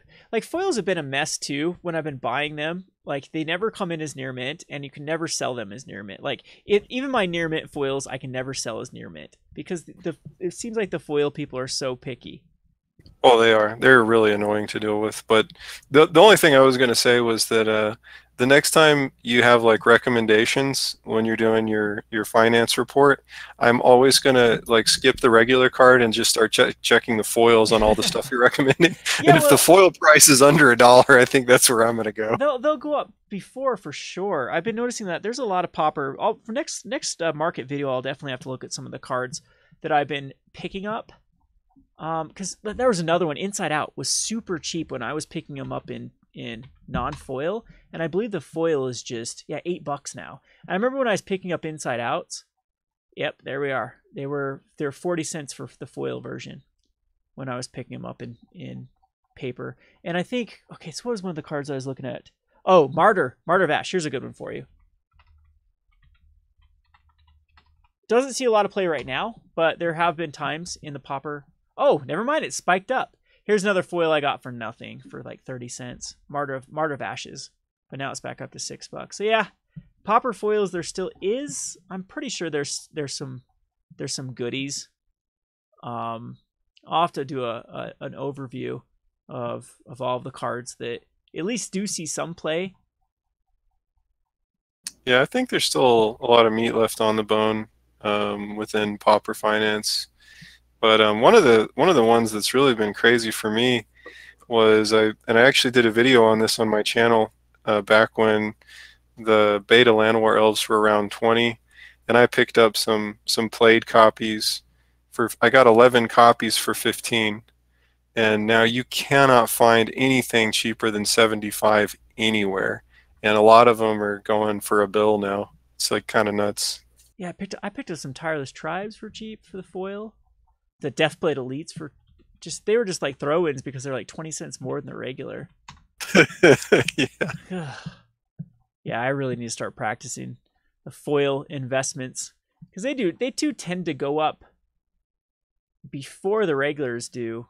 It must be a lot of people are foiling out their Pauper decks, which they shouldn't, because that is a cardinal sin. If you really want to do Pauper correctly, you want white bordered, and they need to have boogers and like scratch marks all over them. They have to be barely legal Pauper cards. Come on, it's Pauper. Well, one of my big things I think about one of the big things I think about for Pauper foils that where I think a lot of these people, like a lot of the serious financiers, just don't get it is they just kind of look at Pauper and they think, it's just a budget format. But if you look at something like Commander, where all the finance people are like, oh yeah, if it's a Commander card, get the foils, because we all know Commander players are going to buy foils. But you got to ask a more fundamental question of why do Commander players buy foils? And it comes down to a few factors, one of which being if you just need to get one copy, it's a lot more affordable. Plus, Commander decks tend to run things that are a lot jankier, so the prices overall can be cheaper. To get, to pick up some random card in foil that doesn't see play in anything but Commander is a lot cheaper than trying to get foil out a staple Modern deck, for example. So accessibility is a huge part of it. Like when you go online also Commander players tend to keep their decks around. They're not worried about rotation or anything else like that. And really, they're not even worried about meta shifts. They're just like, hey, this is my deck. I'm going to have it. I'm going to keep it. I'm going to play it. I love it. I'm going to foil it out. And when you look at Pauper is completely different from Commander in a lot of ways. But when it comes to buying foils over the long run, I think a lot of these things are going to be similar because the affordability of a lot of these common foils is so cheap that when people are like, hey, I can pick up an important part of my deck, I can get the regular copy for 50 cents, or I can spend like $2 for the foil copy. Mm-hmm. For a lot of people, $2 is just nothing. They're like, oh, cool, I'll just get the foils. Yeah, well, I'm looking, here's a good example, too, of the Spellweaver Eternal that people are starting to throw in Is It Blitz. 15 cents for the regular, 30 cents for the foil. Use a 4 of in a Pauper deck. Yeah, and it's like when you go to buy the card, if you're going to spend 15 cents, why not spend the extra? Why not spend the extra 15 cents and foil it out? Especially if you actually enjoy the deck, you think you're going to keep it, and you just like playing with your friends. And if you enjoy the aesthetic feel of having those foils in your deck, I mean, if it gives you any enjoyment at all, you only need 15 cents worth of pleasure. That's a pretty low threshold. Yeah, I've been clicking on Pauper cards while we've been talking. Almost every Pauper card. It even sees play like Temur Battle Rage. Insane. You know what's crazy is the cross format stuff like Gurmag Angler. What's that one at? That was up at 17 at one point, wasn't it? Yeah, it's $17 right now, $16.50. Jeez. But what's really funny is if you look at the price chart, like on MTG Goldfish or wherever, you see this long stagnant. Wait, hold on. Let me see if I may be doing this wrong. Yeah, that it hasn't gone up for forever. Yeah, the foil prices were really low. It's like if you kind of look at the long run chart on this card, you can see between it really spiked up reasonably not too long after it came out, but then between July 2015 and July 2017, it really didn't move a whole lot. It just kind of stayed around, let's see, it went from $10 and actually dropped down to $7. Mm-hmm. We're talking all the way up until Hour of Devastation. And then right around Hour of Devastation is when the card starts to explode up into, basically doubling in price. And the reason I point this out, like some of the logical conclusions you can draw here is a lot of the finance talking heads are like, well, the only reason Gurmag Angler foils are worth anything is because of Modern, not Pauper. And it's like, yeah, well, between July 2015 and July 2017, Modern was always there. Why did the card suddenly spike up summer 2017? It's because that's the time frame when Paper Pauper started to slowly, creepingly get more and more attention. And I think especially over this last year is when we've really started to see more people consider Paper Pauper as a real thing. And I think that the combined pressure took those Gurmag Anglers to a whole nother level. Yeah. Yeah, so there's a lot of these, yeah, a lot of the double dippers are just incredibly expensive now in Pauper, and even ones that don't. Like we're even looking at like any card I'm clicking on, the foil multiplier is huge. Ninja, $8.50. The scary thing about Ninja is if it gets reprinted, I do think the price is definitely coming down on that one. Yeah, Thraben Inspector, recent foil, $6.50. Yeah, and that one's interesting because I think it actually has kind of gone through this, like, where it was higher and then it dipped back down, but now it's starting to pop back, like, kind of, yeah, now it's creeping back up. Thraben Inspector itself was on this, like, death spiral going down, and now it's, like, flattened out the normal copy. Now the normal copy is flattened out and gone back up. And it does see some play, I believe, in Modern every now and again. Yeah, it does see very little, but this is Pauper. This is because it's the second most popular deck. And so it was having this death, got really popular in Standard, got up to almost $1 for a common, which is crazy, and then crashed all the way down to 60 cents, and now has gone back up because of Pauper. Yeah, and I think that, like, one of the other sweet things to look for Pauper foils is to look for cards where the regular version's really not worth a whole lot. So there's no reason for them to jam it into a master set to juice the value of the set, because the regular copies aren't really worth anything. But the foil copy is worth quite a bit, because I think those are even less likely to see reprints there in sets if the only thing worth anything is the foil version. And to the extent that it might see like a Pauper specific product reprint, that's probably going to be some kind of supplemental non-foil version. $16 for a foil prismatic strand. How about that? Jeez. Yeah, and the crazy thing too is it's not just the old cards, like Fairy Miscreant is worth a pretty penny, I think. Yes, it is. Yeah, I looked at it, was like $8. Here's a good one. Here's Abundant Growth. There's a good little spec for that's Eternal Masters, but the Eternal Masters foil could start to see sometimes the Master set foils do start to recover, but it takes a while for them because they're very common. Is the problem with them? I'm trying to think. There's actually, I was kind of shocked. I think Spellstutter sprites, like non-foil, and the foil ones, yeah, $2.50. And look at the foils. Even though they were in the master set, this blew my mind. Yeah, it's crazy. So there we go. Here's another good one for everyone that wants to get ahead. Right here, Clint Hawk. That foil multiplier is dismal comparison. Yeah. So, yeah, last thought on Spellstutter Sprite. So there were boatloads of foil commons in the Masters sets, but the Modern Masters Spellstutter Sprite, the foil is $11 on Goldfish, and that's just crazy. Like, and it's kind of borderline immune to reprint risk now too, because there's 3 separate foil versions and it's just in demand. But yeah, Glinthawk I think is huge value. I've been picking those up, like anytime I order anything on TCG Player, I always look to see if I can throw any foil Glinthawks in, because I think that's just a ticking time bomb. Yep, this is exactly whenever I have to order something from TCG Player. I'll show everyone I do as well. You can actually, TCG Player is a great resource to see what cards are selling, because you just click on any card on their shop, and then it will auto sort by how many cards have sold. Now I say that I can't even open TC Player. Something's up with their site.